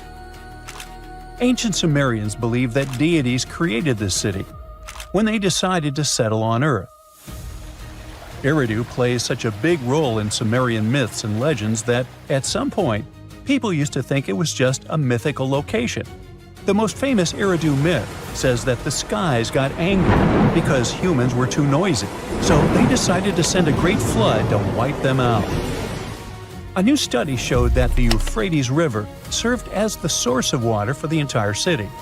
The researchers mapped what remains of the ancient landscape and found a well-developed network of artificial irrigation canals. They discovered 200 large main canals pulling water from the Euphrates, and those canals fed another 4,000 smaller canals. The team used everything from satellite images and drone footage to soil analysis, old records, and remote sizing tech to map out the area. The 700 farms that used the water from the system were different in size, from about 5,000 square feet to over 200,000 square feet. The main canals were a little over a half-mile long, and some stretched more than 5 miles. The smaller canals could be as short as 32 feet. Rivers in Mesopotamia were the main water sources for farming, so ancient farmers had to learn how to guide water from the river to their fields. It all started with simple methods, like digging small canals, but over generations, they learned how to build massive canals up to 62 miles long. The Euphrates itself helped the farmers. Water was moving thanks to gravity down its elevated riverbanks, and natural breaks in the banks let it spill onto the land. Researchers aren't sure when each canal was in use, and it's unlikely that all 4,200 canals were active at the same time during that long period. Now, Eridu used to be an important religious and trade center because of its strategic location on the Persian Gulf. Its economy mostly had to do with fishing, thanks to the Euphrates River. Researchers found fishing nets and weights and whole bales of dried fish at the site. And there were even models of reed boats, the earliest physical evidence we have for constructed boats anywhere. The city was thriving until people abandoned it around the year 600 BCE, and scientists still aren't sure why they did it. The local residents, plus the visiting pilgrims and merchants, had just exhausted all the resources of the land. They had to let it rest several times before abandoning the city for good. It happened when the Euphrates changed its course, and they lost their main source of water.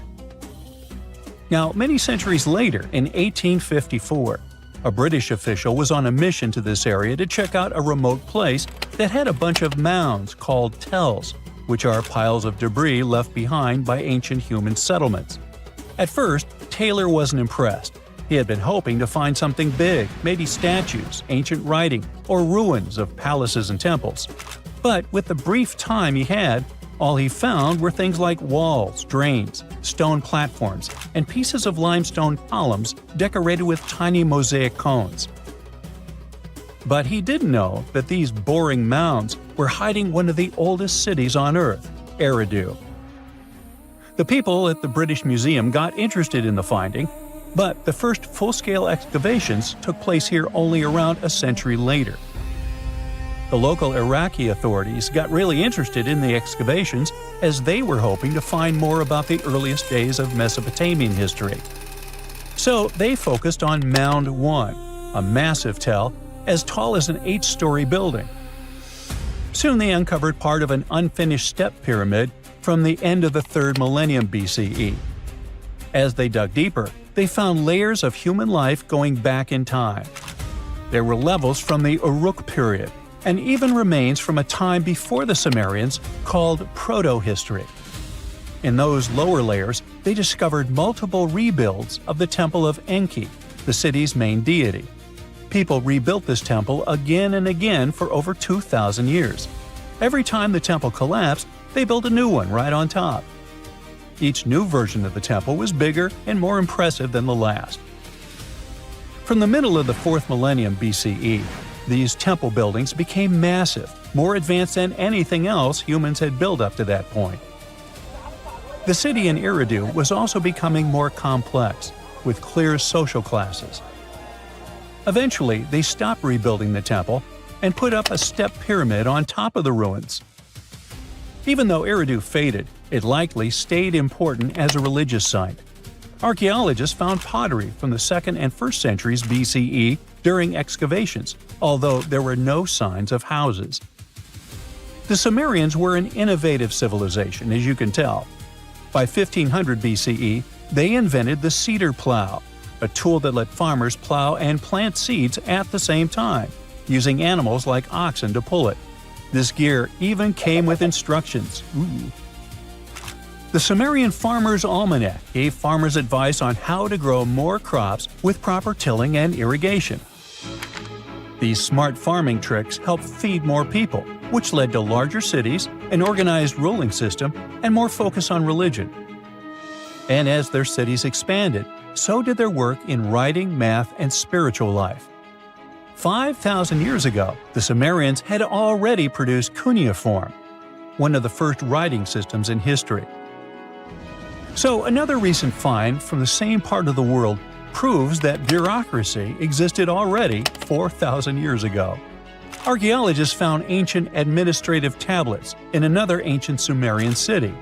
These clay tablets are the oldest solid proof we have of the world's first empire, the Akkadian Empire. The tablets were inside a state archive building made of mud bricks, which had different rooms that acted like offices.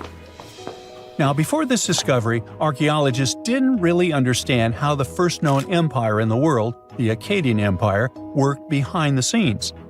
But now, thanks to the recent Gerso excavations, we have the first real and unambiguous evidence of the empire's administrative system. They tracked everything – deliveries, spending, and inventory, from fish to sheep to grains, fabric, and even gems. The tablets also include population records, with names and jobs of men, women, and kids, an ancient version of a census. From these records, scientists found out that women played a key role in Akkadian society. Some women had powerful positions, like high priestesses. The tablets also show a wide range of jobs, from skilled workers like stonecutters to people with simpler roles like temple floor sweepers. Some even included building blueprints, field layouts, and canal maps, proving that the empire had serious organization and planning. Eventually, the city rebelled and gained its independence, and the Akkadian Empire's 150-year rule ended. Now, researchers are carefully cleaning and translating the tablets to fully understand what they say.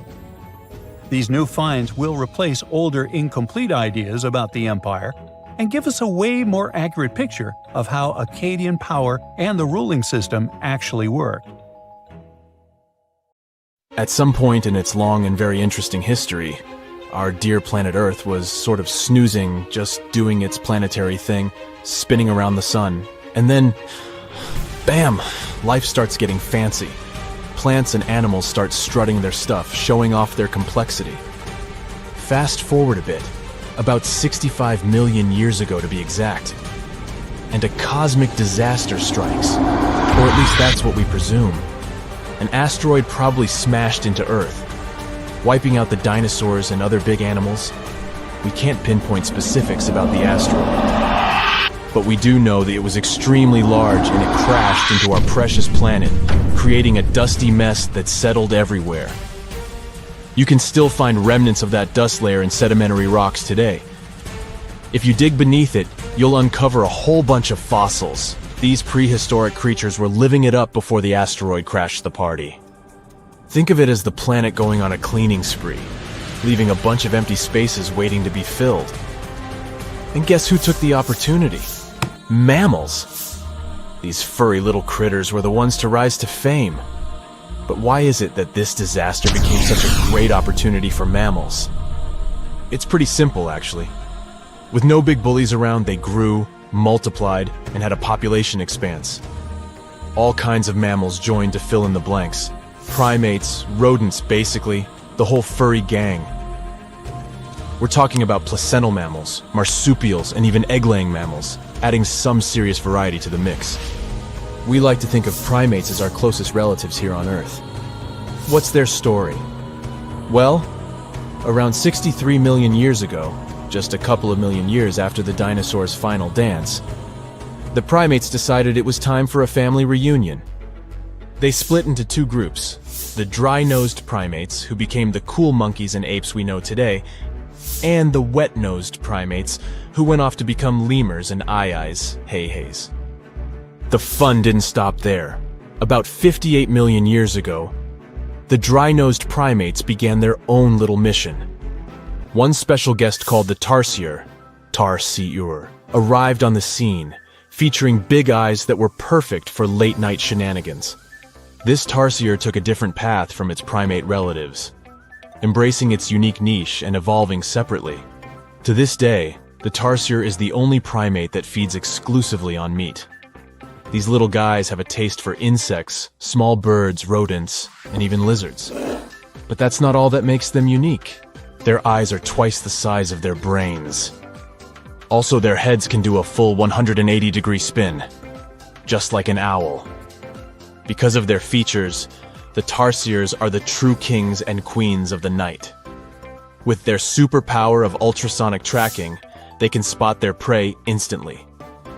Plus, their legs and feet are like springs ready to launch them into action. They've got this special ankle bone called the tarsus, which gives them those epic leaping skills. Hence the name, if you were wondering. But let's leave these little critters to rest and get back to our story, shall we? About 55 million years ago, the Earth cranked up the heat, literally. This sudden hot pod was a bit too much for many deep ocean dwellers and plants to handle, and they bid their farewells. But hey, every goodbye is an opportunity for something new, right? The oceanic mammals known as cetaceans, saw their chance and took it. They splashed into those empty niches, becoming the rulers of the sea. In this category of creatures, you can find the blue whale and the dolphin. A special primate guest made an appearance around 47 million years ago. Scientists now affectionately call the fossil of such a creature Ida. This little wonder caused quite a stir, initially hailed as the missing link in human evolution. But here's the hilarious part. It turned out Ida was not one of us dry-nosed primates, but a cheeky wet-nosed one. Moving forward to 40 million years ago, this is when another big event happened in the primate world. The New World monkeys, our distant cousins, decided to take a different path and branch off from our lineage of Old World monkeys. They packed their bags and set off to conquer South America, where they're still living it up today. What's the difference between the two, you might ask? Well, one crucial thing that sets them apart is the fact that the Old World monkeys had nostrils that pointed downwards. Around 25 million years ago, another troop of apes entered the scene, and these guys had something special, the lack of a tail. These unique creatures would go on to become our closest relatives. We're talking apes and great apes, the cool gang who share a whole lot of genetic similarities with us. The first ape to break free from the monkey madness was the gibbon. About 18 million years ago is when this little acrobat swung into the picture. A few million years later, the great apes made their grand entrance too. Orangutans were the pioneers, venturing into the wilds of southern Asia. We're getting closer and closer to the present. It was 7 million years ago when the great apes took a major fork in the evolutionary road. One path led to our ancestors, the future Homo sapiens, and the other path led to chimpanzees and bonobos. These two primate branches remained united for a few million years before finally going their separate ways. 5.6 million years ago, a game-changing ape called Ardipithecus made its way into our evolutionary history. It had a special talent, bipedalism. That's right, this was one of the first apes to walk on 2 feet, probably making its primate buddies raise an eyebrow or two. The real showstoppers, however, arrived around 4 million years ago, the Australopithecus crew. These were the earliest members of the Hominina hominina subtribe, our tribe. What made them so special? Well, probably the fact that they brought some serious tools to the game. Stone tools, to be precise. It seems that at some point in their evolution, these clever primates started using stones to make their lives easier. Now here comes a crucial turning point in our story. About 2 million years ago, our ancestors faced a food shortage. Survival of the fittest was the name of the game, and two strategies emerged. Group 1 went for stronger jaws, allowing them to chomp on tough foods like nuts. Group 2 had a different idea. They opted for weaker jaws, but bigger brains. They wanted access to a wider range of food options. Obviously, the bigger-brained group took the prize. And here's where our gang comes into play. Around 2.5 million years ago, a type of primate also known as handyman made its mark on history. These clever beings had larger brains and knew how to put those neurons to good use. About 1.9 million years ago, a new star emerged, Homo erectus. These creatures not only walked upright, but also had brains that were almost twice the size of the handyman's. They took the world by surprise, becoming the first of our direct ancestors to venture out of the African continent. They even knew how to tame fire. Approximately 700,000 years ago, the world witnessed a culinary revolution. The earliest evidence of cooking appeared. And around 500,000 years ago, our ancestors decided it was time to become a bit more fashionable, donning the first evidence of clothing. Our very own species came to be just 300,000 years ago. Told you we were late to the party. But the world was never the same after the appearance of Homo sapiens, the anatomically modern humans. Alongside our other relatives, we emerged, ready to conquer the world with our innovative minds and complex societies. The exact path of our evolution remains a bit of a mystery.